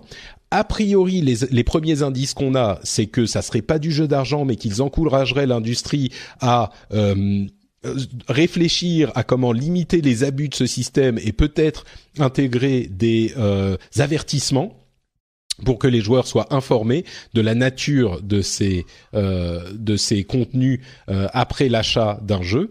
Et c'est à peu près où on en est avec ces lootbox. C'est une situation compliquée. J'espère que mon explication a été plus ou moins cohérente. Est-ce que vous avez des commentaires à ajouter sur ces sujets ? Je trouve que tu disais que c'était plus ou moins acceptable au début et que ça l'est devenu un peu moins. C'est un peu la technique du pied dans la porte en fait. C'est-à-dire que au début, va te mettre des lootbox, ce système-là, de façon innocente, complètement cosmétique, et attendre suffisamment longtemps que les gens se soient habitués pour aller faire le cran au-dessus. Bon là, il se trouve que le cran au-dessus, ça a été les lootbox qui impactent l'expérience de jeu directement, et ils y sont allés peut-être un peu trop vite, mais je pense que ils auraient pu ça aurait dû être non accepté dès le départ en fait. Enfin, je pense que ce genre de truc là, il faut voir plus loin que le précepte de base en fait. Voilà quoi, on savait bien que ça allait finir par arriver à ce niveau-là quoi. Moi je me méfie des on savait bien, mais donc toi tu dis que les lootbox par principe c'est pas acceptable, donc elles devraient être interdites, c'est ce que tu dis? Non, c'est pas ça, mais on aurait dû se réveiller avant, tu vois. C'est d'abord entamer un petit peu, puis bon. Tout le monde était réveillé, tout le monde. Moi je trouve quand même dans un jeu payant. Et je parle pas des jeux par abonnement, parce que c'est encore une autre problématique. Mais un jeu, soit tu le payes pas, et tu payes avec des lootbox. Je pense que c'est là où, là, ça s'appelle à bouffer à tous les râteliers. Soit tu vends ton jeu, et dedans, le contenu, le contenu n'est pas conditionné par des paiements autres. Soit tu fais un système d'abonnement comme World of Warcraft où il y avait aussi pas des loot box, mais tu pouvais acheter aussi un petit peu de cosmétiques. Soit tu fais du freemium avec des loot box et un système. Mais là c'est, et je suis d'accord, on n'aurait pas dû l'accepter dès le départ. Mais là ils ont poussé le bouchon un peu trop loin, quoi. Il me semble que dans Heroes of the Storm, ils ont changé. Alors je sais plus. Heroes of the Storm, j'y ai joué une fois. Prenons pas trop d'exemples très spécifiques qu'on va pas. Ouais, pardon, mais enfin, je prends cet exemple parce qu'il me semble que avant, tu pouvais acheter, tu pouvais choisir ton modèle, ton héros. Tu pouvais acheter spécifiquement un objet virtuel. Et pour moi, ça va. Alors, je suis le premier à acheter des montures dans World of Warcraft, mais à culpa. Et depuis la 2.0, il me semble que dans Heroes of the Storm, maintenant, il y a un système de loot box. Alors, il me semble. Oui, mais tu peux quand même acheter tes héros. Ah, tu peux quand même acheter. Bon, donc ouais, tu peux acheter tes héros. Ouais. Jusqu'à 3.0 où tout sera en loot box. Écoute, moi je dirais que c'est une vision un petit peu myope de la situation, de dire les lootbox sont toujours mauvaises. Il y a des exemples d'un jeu payant qui est Overwatch où tu peux acheter des lootbox uniquement pour des trucs cosmétiques. Et là, ça permet de financer le développement du jeu et on a des nouvelles fonctionnalités, des nouveaux personnages, des nouvelles cartes, des nouveaux modes qui sont ajoutés, même pour ceux qui n'achètent pas les lootbox. Alors certains pourraient dire oui, mais on pourrait proposer les mêmes trucs en vente sans l'aspect aléatoire des lootbox. Je comprends, mais la réalité, c'est que les lootbox permettent d'obtenir plus d'argent et que si on pouvait choisir directement tout ce qu'on veut acheter, ça fournirait peut-être pas suffisamment pour développer le truc. Je rejoins un peu Jérôme là-dessus parce qu'Overwatch, du coup, ils auraient pu très bien justement ne pas le faire payer du tout. Et du coup, vivre uniquement des loot box, c'est un peu. Mais on n'est pas là pour faire les business. Moi, ça m'énerve ce genre de truc. Je suis désolé. On n'est pas là pour faire les business models des développeurs. Les développeurs, c'est comme si je venais te dire ah non, mais attends, ton employeur, il pourrait te payer beaucoup moins vu le travail que tu fais. Non, c'est pas à moi de dire ça. Ouais, c'est le business model est décidé par le développeur. Si il y a des choses qui sont entre guillemets pas morales, si on veut qu'il y ait un avertissement, si on veut qu'il y ait des informations sur les statistiques, ok, on peut décider de ça, mais on va pas dire non, ils auraient pu le faire free to play. Non, Patrick, ça dépend. Patrick, après, en tant que consommateur, tu choisis aussi. Mais voilà, c'est ça. Voilà. Et complètement. Patrick, c'est exactement ce qui se passe en ce moment. Overwatch, il y a pas une levée de bouclier parce que quelque part, tu peux très bien continuer à jouer Overwatch sans la cosmétique, oui. Et là, c'est ça ce qui se passe. Il y a une levée de bouclier parce que les loot box conditionnaient ton expérience de jeu profonde, et donc là, t'as l'impression de payer un jeu incomplet. Tu vois ce que je veux dire? C'est là où on a quand même, nous en tant que consommateurs, quand tu dis on n'a pas à dire aux entreprises comment elles doivent définir leur business model, ok, mais on peut aussi acheter ou ne pas acheter leurs produits. Mais évidemment. Oui. Non, mais bien sûr. Et je vous rejoins complètement sur cette histoire avec Battlefront. Mais je crois aussi que certains ont tendance à perdre de vue le fait que c'est vraiment un cas hyper particulier. Et on a l'impression, j'en parle depuis un moment, je pense qu'il y a des gens qui ont l'impression que je me pose en défenseur mordicus des lootbox. C'est pas du tout le cas, vraiment. Moi, si on pouvait vivre sans lootbox, si c'était aussi simple que oui ou non, bon, je serais dans le camp du non. Je préférerais qu'il y en ait pas. Mais dans la réalité, c'est pas du tout aussi simple. Et le cas de Battlefront 2 est tellement particulier. C'est une société qui a clairement abusé, qui a poussé le bouchon trop loin. C'est une propriété intellectuelle qui est tellement forte que c'est l'une des seules propriétés intellectuelles où ils auraient pu se permettre ce genre de choses. Star Wars, c'est une force immense, et donc c'est pas un truc qui va se passer à chaque fois. C'est pour ça que je suis un petit peu je me méfie énormément du oui, mais de toute façon on allait y arriver. C'est très dangereux de se mettre à juger certains. Si on considère que déjà il y a un an c'était abusif, et il y a des gens qui le font, je peux comprendre et on peut en discuter. Mais dire ah ouais, il y a un an il faisait ça, donc forcément on allait arriver à ça, donc préventivement il fallait commencer à gueuler et tout interdire, je suis pas d'accord. Je vous rejoins par contre sur le point où quand les choses ont été trop loin, il y a eu une levée de bouclier saine et juste, et les choses se sont passées comme elles devaient se passer. Donc, en gros, je suis en train d'applaudir la manière dont l'ensemble des choses se sont passées jusqu'à maintenant. C'est-à-dire, les choses qui étaient acceptables ont été acceptées. Et pourquoi est-ce qu'elles ont été acceptées ? Parce que l'ensemble des joueurs avaient l'impression que en moyenne, le consensus était « ok, ça passe ». Et le jour où c'est plus passé, eh ben, les joueurs ont dit « non, c'est plus acceptable ». Donc, en fait, les choses se sont passées comme elles devraient, quoi. Donc, tout va bien. Non ? Je t'ai énervé parce que j'ai dit du mal d'Overwatch, c'est ça ? Ah bien sûr, tu sais bien que moi, ancien employé de Blizzard, c'est une obligation de m'élever contre Mais Patrick, si on sort ça parce que le jeu vidéo, effectivement, c'est passionnant, donc on est passionné, mais quelque part on touche au tréfonds de ce que c'est qu'une économie occidentale capitaliste. Tu ne peux pas en vouloir aux entreprises d'essayer de trouver des moyens de faire de plus en plus d'argent, c'est leur fonction, c'est leur manière d'être, mais c'est là où les consommateurs ont un devoir effectivement de vigilance par rapport à ce qu'ils achètent, et finalement on a la décision finale, ne l'oublions jamais, de pas se faire enfler, quoi. Non, mais je suis complètement d'accord avec toi. Tout est une question d'équilibre. Quelque part, si le coup était passé, on aurait dit ils sont malins, ils se sont fait plus d'argent que le précédent. Mais là, le coup est pas passé. On peut pas leur en vouloir non plus à 100% d'essayer de vouloir gagner plus d'argent. Et c'est pour ça qu'il faut rester vigilant. Je pense qu'on est exactement. De toute façon, ils auraient tenté. Mais après, comme disait Coluche, il suffirait que les gens arrêtent d'acheter pour que ça se vende pas. Oui, non mais tu sais, moi j'ai alors non mais et c'est ce qui s'est passé avec Battle. Enfin bon, je pense qu'ils vont en vendre des millions quand même parce que c'est Star Wars, mais ils ont retiré les paiements. Oui, Onsi. Moi, je pense que les lootbox, on en parle, c'est exactement la même chose qui s'est passé sur les DLC il y a quelques années. Il y a quelques années, c'est ce que je dis. Et là, à un moment donné, il y a une société qui allait trop loin dans le système et il s'est pris une volée de bois vert. Là, manque de chance pour EA. Donc, premièrement, c'est EA qui est pas en odeur de sainteté chez les joueurs. Et deuxièmement, a fait ça sur, effectivement, tu le disais, Patrick, sur une licence hyper connue, hyper médiatique. Donc, ils sont pris un retour de flamme à la hauteur de la puissance de Star Wars. C'est pour ça qu'on en parle beaucoup. Ça, c'est mon point de vue. Non, mais c'est bien qu'on en parle et c'est bien qu'il y ait une société qui fait la bêtise et c'est bien que ce soit EA de faire ça, quoi. Du coup, c'est maximum retour de flamme, ouais. On est d'accord.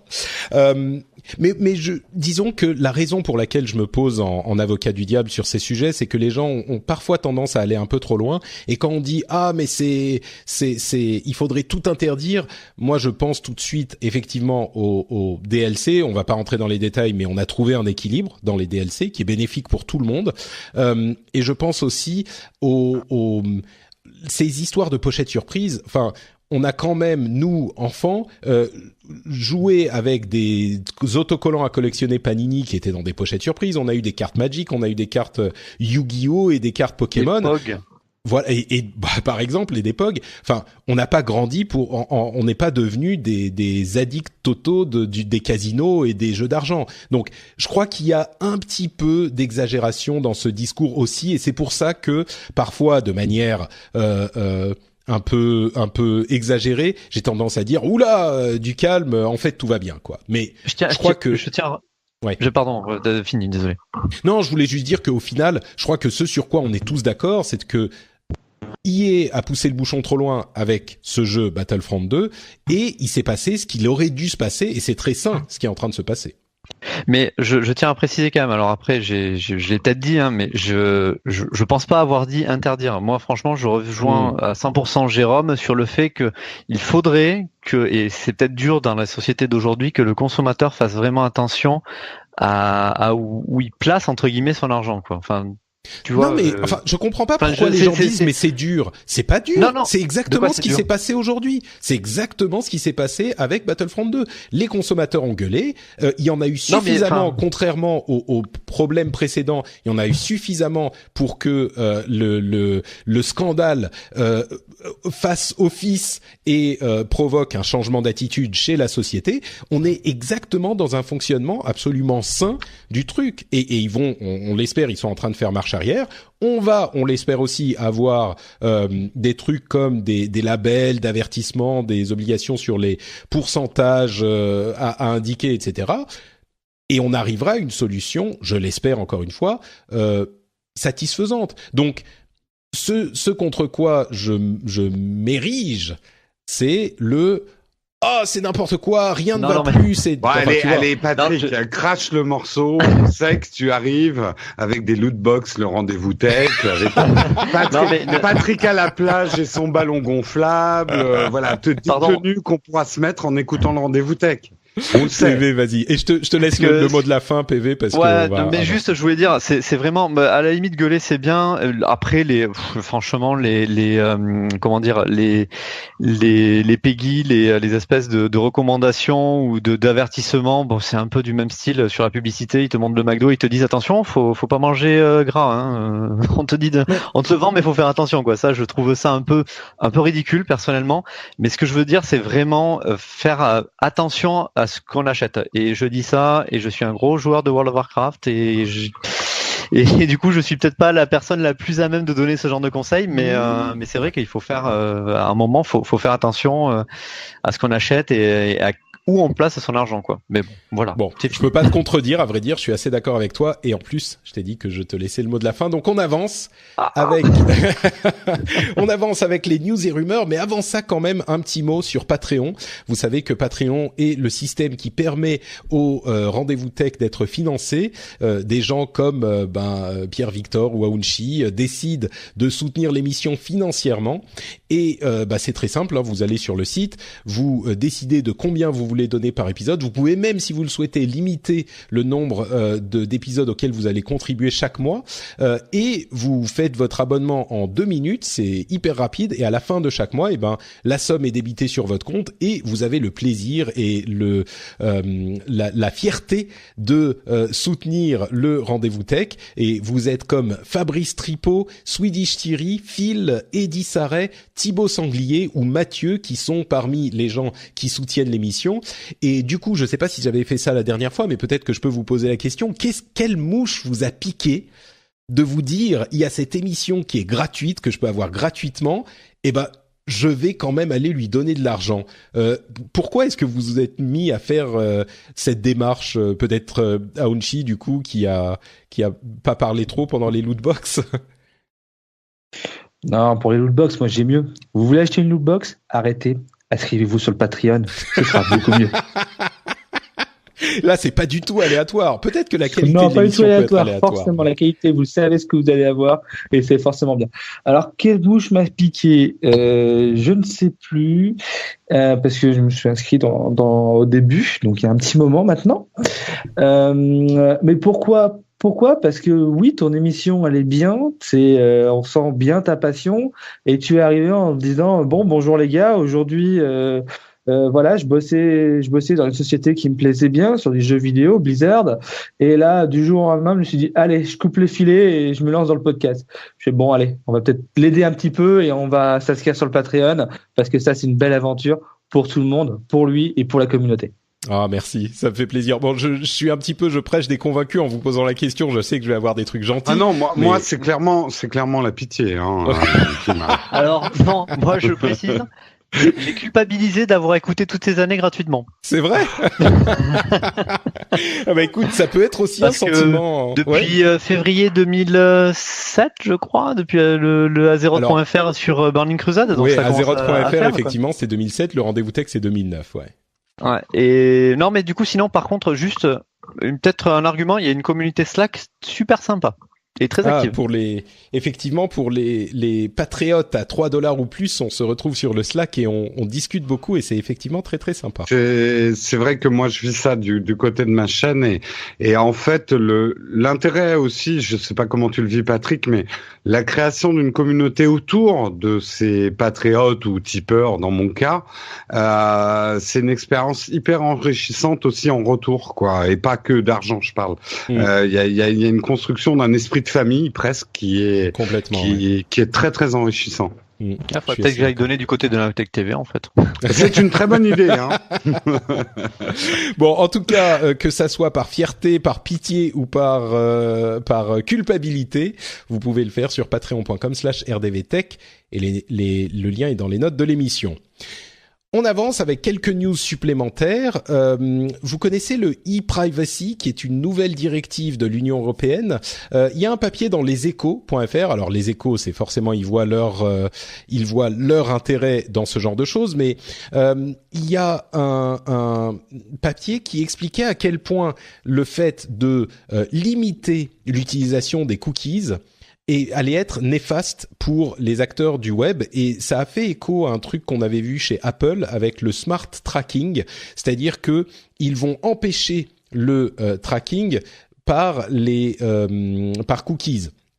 Et e-privacy, en fait, ce que ça fait, c'est que une des mesures que prend cette directive, c'est de dire qu'il faut que les sites vous demandent une fois pour toutes si vous voulez utiliser des cookies sur le site que vous visitez ou pas. Et si vous dites non, ils doivent garder l'information et ne plus vous reposer la question et ne plus utiliser de cookies, contrairement à ce qui se passe aujourd'hui, c'est-à-dire que on vous amène sur le site et on vous dit ce site utilise des cookies, si vous voulez pas les utiliser, il faudrait pas utiliser le site. Le problème qu'il note, c'est que comme pour ce smart tracking de Apple, les gens vont a priori dire non, bien sûr, je veux pas utiliser les cookies, sauf que les sites sur lesquels vous êtes déjà logué, Google, Facebook, etc., eh bien, ils vont et LinkedIn, Twitter, il y en a plusieurs. Eux, ils peuvent quand même vous cibler et utiliser la publicité. Et donc, ça va renforcer encore les régies publicitaires des gros et retirer des moyens de financer leurs produits aux petits. Les petits, c'est-à-dire principalement les organes de presse. Et franchement, moi, c'est une vision de la chose à laquelle je souscris pas mal. Je trouve que c'est un vrai danger de renforcer les gros parce que ce type d'opération anti-cookies, oui, les cookies, c'est pas idéal. On va dire, il y a des défenseurs de vie privée qui vont dire « Ah mon Dieu, mais vous vous rendez pas compte, les cookies, ça vous suit partout dans le monde et c'est incroyable et ça vous traque et machin. » Certes, mais on n'a pas encore trouvé de meilleures solutions. On a des solutions. Si vous vous abonnez à certaines de ces publications, par exemple, vous n'êtes pas traqué, vous n'avez pas de pub, c'est possible, mais on n'a pas trouvé d'autres solutions pour fournir le service entre guillemets gratuitement. Donc qu'est-ce qu'on fait ? Si on interdit les cookies, de fait, mécaniquement, ça renforce les Google et les Facebook et les Twitter et les LinkedIn. Donc je suis pas certain que ça soit quelque chose de souhaitable. Ouais, au-delà, il y a aussi, il y a aussi un autre problème. Je suis complètement d'accord avec toi sur ton postulat de base, mais il y a un autre problème, moi, qui m'inquiète beaucoup, moi, qui vient de la publicité, c'est que attention à ce qu'on souhaite, parce que on trouve cette publicité intrusive avec ses cookies qui nous espionnent, etc. Il faut pas être naïf. Là où il y a du commerce, il y aura de la publicité. L'un ne va pas sans l'autre. Et les publicitaires, en gros, les agences et les régies publicitaires, si tu fermes un moyen de faire de la publicité, ils vont chercher d'autres. Et moi, je vois de plus en plus, de mon côté, l'émergence d'une publicité beaucoup plus cachée, beaucoup plus sournoise. Ça fait quelques années déjà. Oui, mais là, les proportions et les sommes qui sont investies, c'est ça qui m'inquiète le plus. Les sommes qui sont investies et qui offrent des performances qui sont souterraines, en tout cas secrètes. Il y a un côté dissimulé. Tu l'as pas dit, mais tu parles du contenu sponsorisé, du public rédactionnel, de ce genre de choses. Des influenceurs, de ce genre de choses, et une publicité qui ne se dit pas être de la publicité, mais dans lesquelles les investissements deviennent de plus en plus gros et qui, elle, on pourra pas la bloquer avec quoi que ce soit. Et il vaut mieux un ennemi qu'on connaît qu'un ennemi qu'on ignore. Moi, c'est ça qui m'inquiète le plus en fait dans ces histoires-là. Je suis d'accord que les régies ont poussé, et c'est surtout les régies les coupables, ont poussé le bouchon trop loin. Les cookies sont probablement trop invasifs et les recoupements des cookies entre eux permettent de faire du mapping trop précis et dangereux pour la vie privée. Mais attention à pas aller dans des solutions qui vont créer d'autres solutions publicitaires qui sont et qui sont plus dangereuses à mon avis. Aounchi, tu voulais dire un truc ? Pour moi, il y a deux problèmes. Il y a effectivement, dans ce que vient de dire Jérôme, le problème de la publicité, parce que de toute façon, on ne pourra pas l'arrêter. Et le deuxième problème, excusez-moi les gens, mais rien n'est gratuit dans la vie. Même un podcast, comme le Rendez-vous Tech, peut être payant. Non, mais c'est bête, mais c'est une réalité fondamentale. On doit tous, à un moment donné, payer quelque chose. Payer ce qu'on va manger, payer son loyer, payer ses employés, et ainsi de suite. Donc, il y a un moment donné où il faut que l'argent elle rentre et elle circule. Si tu arrêtes le système de monétisation d'un côté, ça arrivait de l'autre. Parce que sinon, tu te tires une balle dans le pied. Je crois que le plus important dans ce papier, c'est que effectivement, ça va pas faire disparaître la publicité. C'est juste qu'on va mettre plus de pouvoir dans les mains de ceux qui ont déjà les réseaux dans lesquels vous êtes connectés, comme Facebook et Google, etc. Et effectivement, comme tu le dis, Aounchi, c'est pas que tout à coup, en supprimant les cookies, la publicité va disparaître. Bien sûr que non. Mais c'est pire. Et c'est pire de ça, c'est que les gens ne se rendent pas compte que parce qu'ils ont un compte Facebook, parce qu'ils ont un compte Google, parce qu'ils ont un compte autre chose, qui filent leurs données à ces personnes-là pour générer de l'argent. Les gens ne se rendent pas compte de ça. Disons que j'espère que les gens qui écoutent le Rendez-vous Tech, on le dit suffisamment pour qu'ils s'en rendent compte maintenant. Mais moi, j'ai dans mon entourage des personnes de 20 ans qui, quand je leur ai dit, mais Facebook, c'est que c'est pas gratuit, c'est toi qui les payes avec tes données, ils m'ont regardé, ils sont assis par terre. Peut-être que ça serait intéressant pour les auditeurs du Rendez-vous Tech, poser la question aux gens autour de vous qui sont peut-être un petit peu moins adeptes de la technologie. Posez-leur la question s'ils savent comment Facebook se paye. Ça serait intéressant de savoir, de connaître leur réaction, et venez nous dire sur le blog de l'émission ou sur Twitter ou quelque part, venez nous dire ce que les gens auront répondu. Bon, et puis pardon, vas-y. Non, très rapidement, moi je voulais juste dire que je trouve ça un peu stupide d'attaquer l'outil plutôt que d'attaquer son utilisation, parce qu'en fait là, les cookies, ça sert aussi pour gérer les connexions à tous les sites qu'on a d'ouverts, et on est bien content quand on ouvre son navigateur d'avoir l'authentification Google, Twitter et Facebook qui se met en automatique. Et disons que l'idée c'est de donner le choix, stupide, quoi. Tu vois. Ouais, mais là je trouve ça aussi stupide d'attaquer le cookie que comme dire on va bannir BitTorrent parce que ça sert au piratage, quoi, tu vois. Mais là, soyons précis, hein. Il s'agit pas de bannir le truc. Il s'agit de donner le choix aux utilisateurs. Et effectivement, dans la pratique, les utilisateurs risquent de dire toujours non. Donc, parce que ils comprennent pas bien le système. Donc, ça risque d'être problématique. Mais il s'agit pas de bannir, hein. J'insiste sur ce point. Au final, si Twitter et autres vont appliquer la même politique, chaque fois que la personne ira sur son web browser, elle va tomber sur zut, il faut que je me reconnecte. C'est pas pratique. De fait, tu diras non sur Twitter tu diras j'accepte les cookies sur Twitter parce que tu auras ce problème. Oui, mais je suis informé moi, mais. Oui, non, c'est vrai, t'as raison, ça risque de poser des problèmes à ce niveau aussi, ouais. Et puis les gens, techniquement, ils vont faire comment? Parce que ils identifient effectivement un web browser, pas une adresse IP. Alors derrière une adresse IP, mais ça c'est le même problème avec tous les cookies. Ouais. Donc peut-être que techniquement, en fait, ils vont juste mettre un cookie disant cette personne veut pas de cookie. Bah oui, non mais je vois pas comment faire autrement. Il faudra un cookie pour dire il veut pas de cookie. C'est ça, j'ai un cookie pour dire je veux pas de cookie. C'est très intéressant comme concept. En Chine, on a vu qu'il y avait l'utilisation du cheerleading. Je sais pas si vous savez ce que c'est, mais plutôt que de censurer des sujets qu'ils n'apprécient pas, ils se sont mis à inonder les informations et les réseaux sociaux d'informations positives pour cacher les sujets négatifs qui pourraient ressortir sur les réseaux sociaux. Donc, ils touchent pas aux trucs négatifs, mais il y a tellement de trucs positifs ailleurs que le truc passe un petit peu inaperçu. C'est une technique intéressante. Dans le même temps, on a vu que Facebook allait limiter la portée de sites russes ou pro-russes comme Russia Today, etc. ou Sputnik. Et étant donné leur rôle dans l'élection américaine et les différentes exactions dont ils se sont rendus coupables, et c'est assez marrant parce que la Russie a dit si vous faites ça, dans ce cas-là, on va nous aussi prendre des mesures contre les sites comme Facebook. Sauf que c'est assez marrant et c'est là qu'on voit vraiment la différence entre différents types de pays et de démocratie, je mets des guillemets. En Russie, le moteur de recherche principal s'appelle Yandex, c'est un moteur russe qui n'a le droit d'indexer que les sites d'information qui sont approuvés par le Kremlin. Donc, Voilà, je le pose comme ça, sans plus de précision, et ça fait plusieurs années que c'est le cas. Hein, et à vrai dire, plus la Russie, plus ça va, plus ils sont en train de dériver vers des pratiques qui sont discutables, on va dire. Au moins, ils n'ont pas de problème de fake news. Si on leur dit que c'est pas fake, c'est pas fake. Voilà, c'est ça. Ah, et puis après, question. Voilà, et puis après, ils regardent les sites chinois et puis on les voit plus.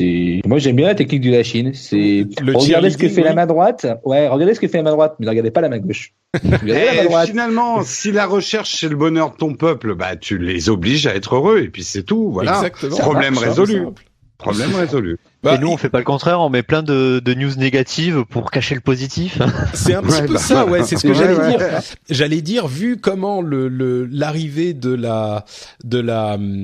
net a créé du stress et de l'anxiété partout dans le monde et chez tous les utilisateurs, peut-être que c'est pas forcément une mauvaise idée de mettre plein d'informations positives partout. Bon, en tout cas, peut-être qu'il faudrait trouver un équilibre. Des news positives pour la prochaine. C'est ça, oui, que des trucs sympas. Les robots sont gentils et viennent pour vous aider. Mounir Majoubi a demandé des explications après le piratage d'Uber.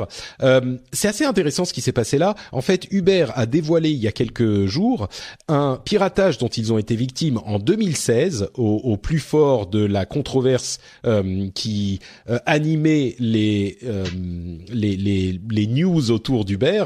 Il y a eu un piratage où ils ont été hackés et ils ont payé une rançon de $100,000 aux hackers pour ne pas diffuser les infos qu'ils avaient hackées. Il y avait des infos sur les clients et sur les conducteurs. Et là où c'est hyper intéressant, c'est que en fait, tout le monde est en train de leur tomber dessus maintenant. Je dis tout le monde, il y a des investigations dans différents États américains, il y a la France qui en a parlé, il y a les Anglais qui en ont parlé, enfin bref. Tout le monde est en train de leur tomber dessus, alors qu'en fait, ils vont travailler avec les gouvernements, je suis sûr, mais en fait, c'est quelque chose de très sain qu'ils ont fait. Ils ont en fait signaler ce problème qui avait été tenu secret sous la présidence de Kalanick, et maintenant qu'il n'est plus là, ils ont dévoilé la chose dans un effort de transparence, vraiment, je pense, pour montrer que ils sont en train de passer à une nouvelle étape de la vie d'Uber. Et c'est marrant parce qu'il y a beaucoup de gens qui ont dit « Ah mon Dieu, Uber encore hacké, oh là là, c'est dégueulasse, ils en ont pas parlé à l'époque, machin », ce qui est pas faux. Mais il faut en même temps, je pense, se souvenir du fait que le fait d'en parler, c'est un pas dans la bonne direction. Donc je voulais quand même le mentionner, quoi. On a eu quelques scandales que je veux évoquer. Je te coupe 2 secondes Bien sûr, pour vas-y. Uber. Oui, je suis d'accord, c'est bien qu'ils le fassent, mais on peut pas juste se dire bon, ok, ils en ont pas parlé il y a 1 an, c'est pas grave, ils en parlent maintenant, c'est pas grave. Non, je suis pas d'accord sur ce point-là. Oui, faut pas oublier que c'est bien, ils sont en train de faire un amende honorable, en train de dire bah écoutez, chez nous ça allait pas, on avait plein de problèmes de sexistes et autres. On a aussi ça dans le placard, on avait aussi un piratage il y a 1 an. Donc oui, ça, effectivement, faut le mettre en lumière. Mais par contre aussi, ce qu'il faut mettre en lumière aussi, c'est qu'une société, quand elle se fait pirater, n'a pas le droit de cacher l'information à ses utilisateurs. Je comprends les raisons qui ont poussé Uber à ne pas le divulguer à ce moment-là, parce qu'effectivement, en termes de com, en termes d'image, il était assez bas. Je le comprends, mais il ne faut pas le laisser passer au risque d'avoir d'autres sociétés qui vont se dire ah bah ils ont rien dit pour Uber. Bah moi je vais faire pareil, hein. Je paye les mecs, je dis rien, et puis on verra quand ça ira mieux si j'en parle. Je suis assez d'accord. Tu es la voix de la sagesse et je me range à l'avis de ta remarque. Tout à fait. Je disais pas le contraire. Hein. Je pense que c'est bien qu'on leur demande des comptes. C'est juste que c'est la bonne chose à faire aujourd'hui. Mais oui, t'as complètement raison. Il faut pas laisser passer le truc. T'as raison. On a eu vent de problèmes de sexisme dans les écoles d'informatique en France, l'école 42 notamment, mais pas seulement, à l'Epitech, etc. Ça a fait un petit scandale il y a 2 semaines environ. Je voulais le mentionner. Ça me surprend pas plus que ça, je vous avoue, vu ce que je connais des écoles d'informatique il y a... Bon, ça date maintenant, hein, ça doit faire 25 ans, mais ouais, à mon sens, c'était peut-être un petit peu ce type d'ambiance. Mais c'est bien que ça sorte aussi. Le Bitcoin est en train d'atteindre $10 000. Là, ça devrait arriver dans les jours qui viennent, peut-être même aujourd'hui. Et les actions des sociétés de la tech ont augmenté de 41% cette année, soit 20% de plus que l'industrie qui a le mieux augmenté après l'industrie tech. Ce qui m'amène à la question, on voit aussi Tencent, la société chinoise qui a atteint 500 milliards de dollars de valeur boursière, rejoignant les Google et Apple et un club très fermé de 5 ou 6 sociétés qui sont au-dessus de 500 milliards. Ça m'amène à la question qui est un petit peu facile. Est-ce qu'on est dans une bulle technologique ? Est-ce que tout ça va se casser la gueule ? Bon, on n'est pas des super grands experts, mais en 2-3 mots chacun, est-ce que vous pensez qu'il y a bulle ou il n'y a pas bulle ? Je pense, alors je prends la parole avant que Jérôme me la coupe. Tu as remarqué, j'étais très silencieux. Ouais, mais t'étais parti chercher de l'eau. Non. Vas-y, Aochi.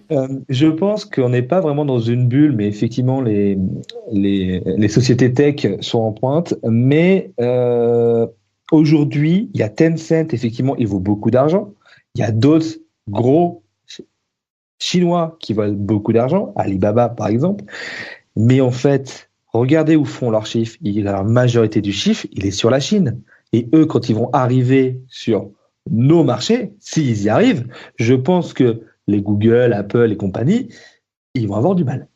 Ce qui est intéressant, c'est que Tencent, d'ailleurs, a investi, en fait, plutôt que d'arriver en propre, peut-être qu'ils vont changer, mais ils ont investi dans différentes sociétés occidentales, plutôt que de se lancer eux-mêmes en tant que Tencent. Mais effectivement, ça, c'est le gros truc que tout le monde regarde. Est-ce que, sur le marché chinois, c'est un petit peu déformé parce que ils ont des monopoles de facto. Ces sociétés. Et il faut que les sociétés occidentales passent par les sociétés chinoises pour pouvoir opérer en Chine. Donc, c'est un petit peu comme pour le cinéma. Tencent a un business un petit peu facile. Mais il n'empêche, évidemment, la Chine est un énorme marché et ils ont une puissance, une force de frappe imposante, quoi. Honnêtement, donc je travaille chez un opérateur, donc j'ai vu l'arrivée de Huawei chez les opérateurs. Au début, on disait c'est bon, ils vont. Il y a Alcatel, il y a Nokia, il y a Cisco, c'est bon. Huawei, super. Ok. Aujourd'hui, on met du Huawei partout. Ouais. Donc bon, ils arrivent. Et les Chinois, ils sont malins, c'est-à-dire que ils vont apprendre. C'est-à-dire que les mecs, ils font que ça en ce moment, c'est-à-dire qu'ils apprennent. C'est du long terme, c'est pas grave. Notre marché, c'est la moitié de la population mondiale. On peut attendre 20 ans si vous voulez. Il y a pas de problème. Et c'était très intéressant d'ailleurs ce qui était.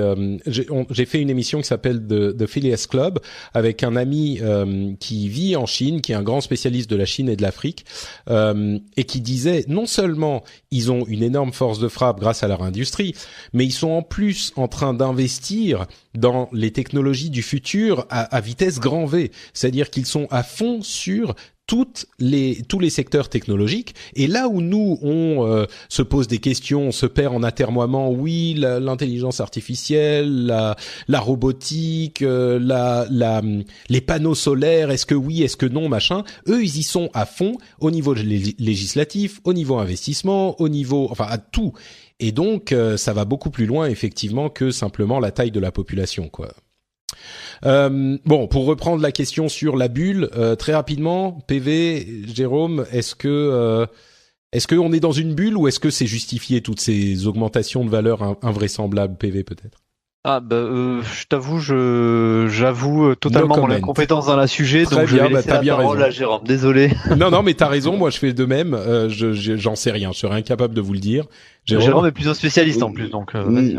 Non, pour moi, c'est pas une. les choses deviennent une bulle quand on spécule sur la spéculation.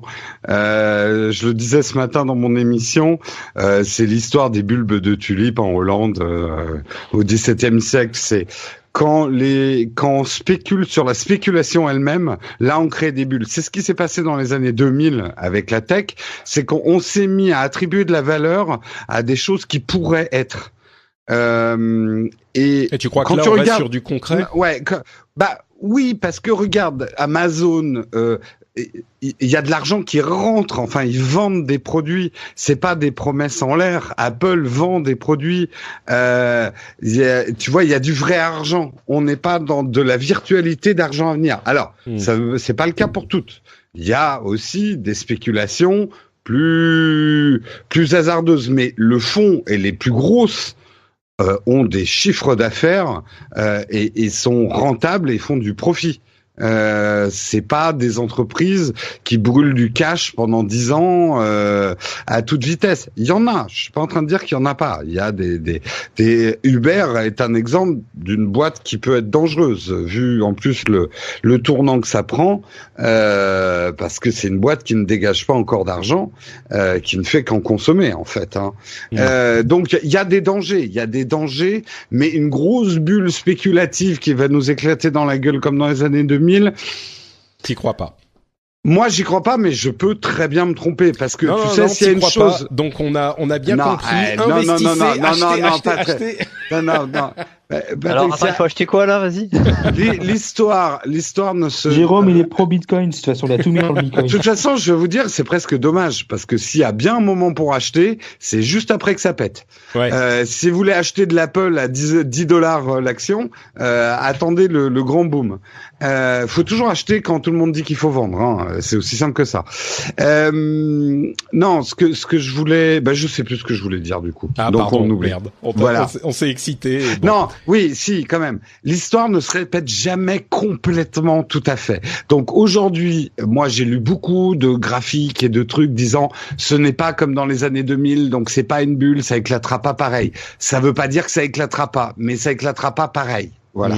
Bon, écoute. Bon à savoir. Et c'est sur ces sages paroles que nous allons conclure notre épisode aujourd'hui. J'aimerais vous remercier tous d'avoir été présents et de m'avoir aidé à couvrir ces sujets compliqués avec votre sagesse et votre expertise. Avant de se quitter, bien sûr, comme toujours, est-ce que vous pourriez nous dire où on peut vous retrouver sur l'Internet? Commençons par le petit dernier, par Pierre Victor. Si tu as une activité sur Internet, si t'en as pas, c'est pas grave. Une activité sur Internet, oui, je suis sur Twitter, @totor65 et sur le Slack, bien sûr, des Patriotes. Évidemment. Et si je puis me permettre, je fais une petite pub pour le blog de ma femme qui, alors, je sais pas si c'est audible, c'est zaliauneviemeilleure.wordpress.com. Bon, si tu peux le mettre dans les. Moi, je lirai vers ton compte Twitter et puis. Ouais, j'y mettrai. Du coup, c'est sur le portage, sur les enfants. Ma femme est très férue de ça et bon, ça risque de t'intéresser bientôt, quoi. Oui, effectivement, j'irai lui poser des questions d'ici quelques semaines. Bon, et ton serveur de World of Warcraft, c'est quoi alors?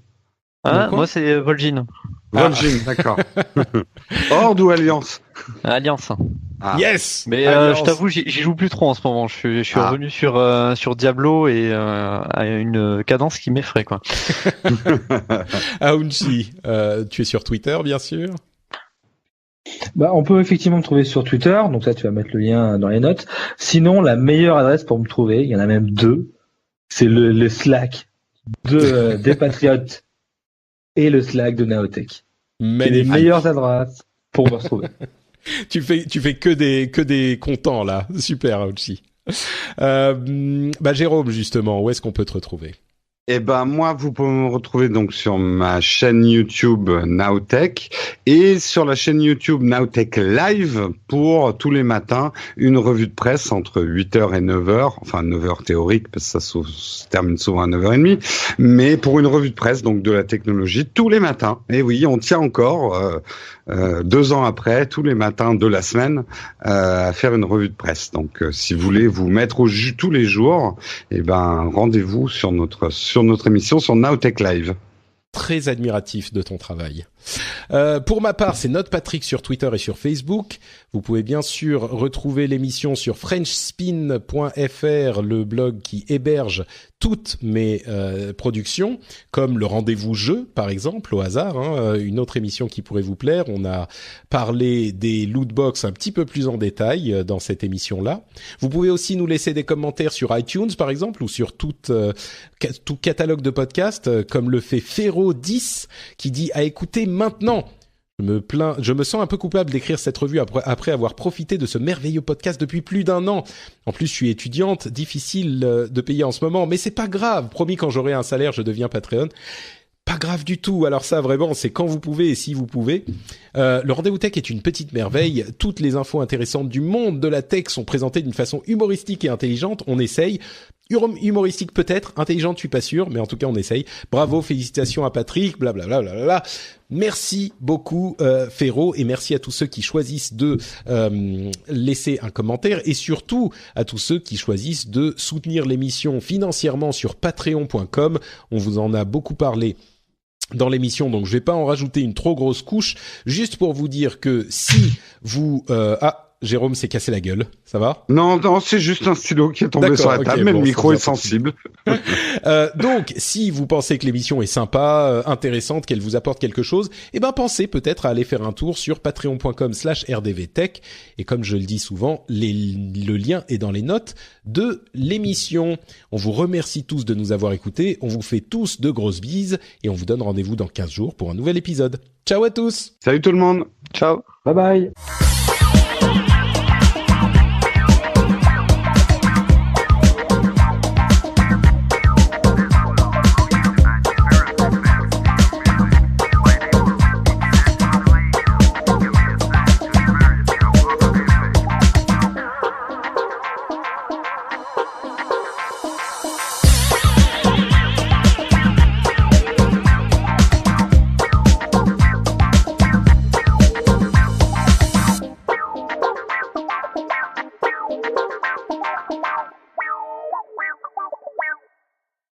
J'enregistre quand même. Alors, je fais un petit test. Si vous pouvez parler tous ensemble rapidement.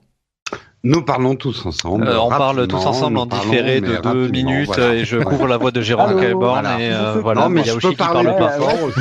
Jérôme, t'es encore comme ça marche bien. bien. C'est bon. Faut avoir des trucs à dire. C'est une discussion collaborative. Parce que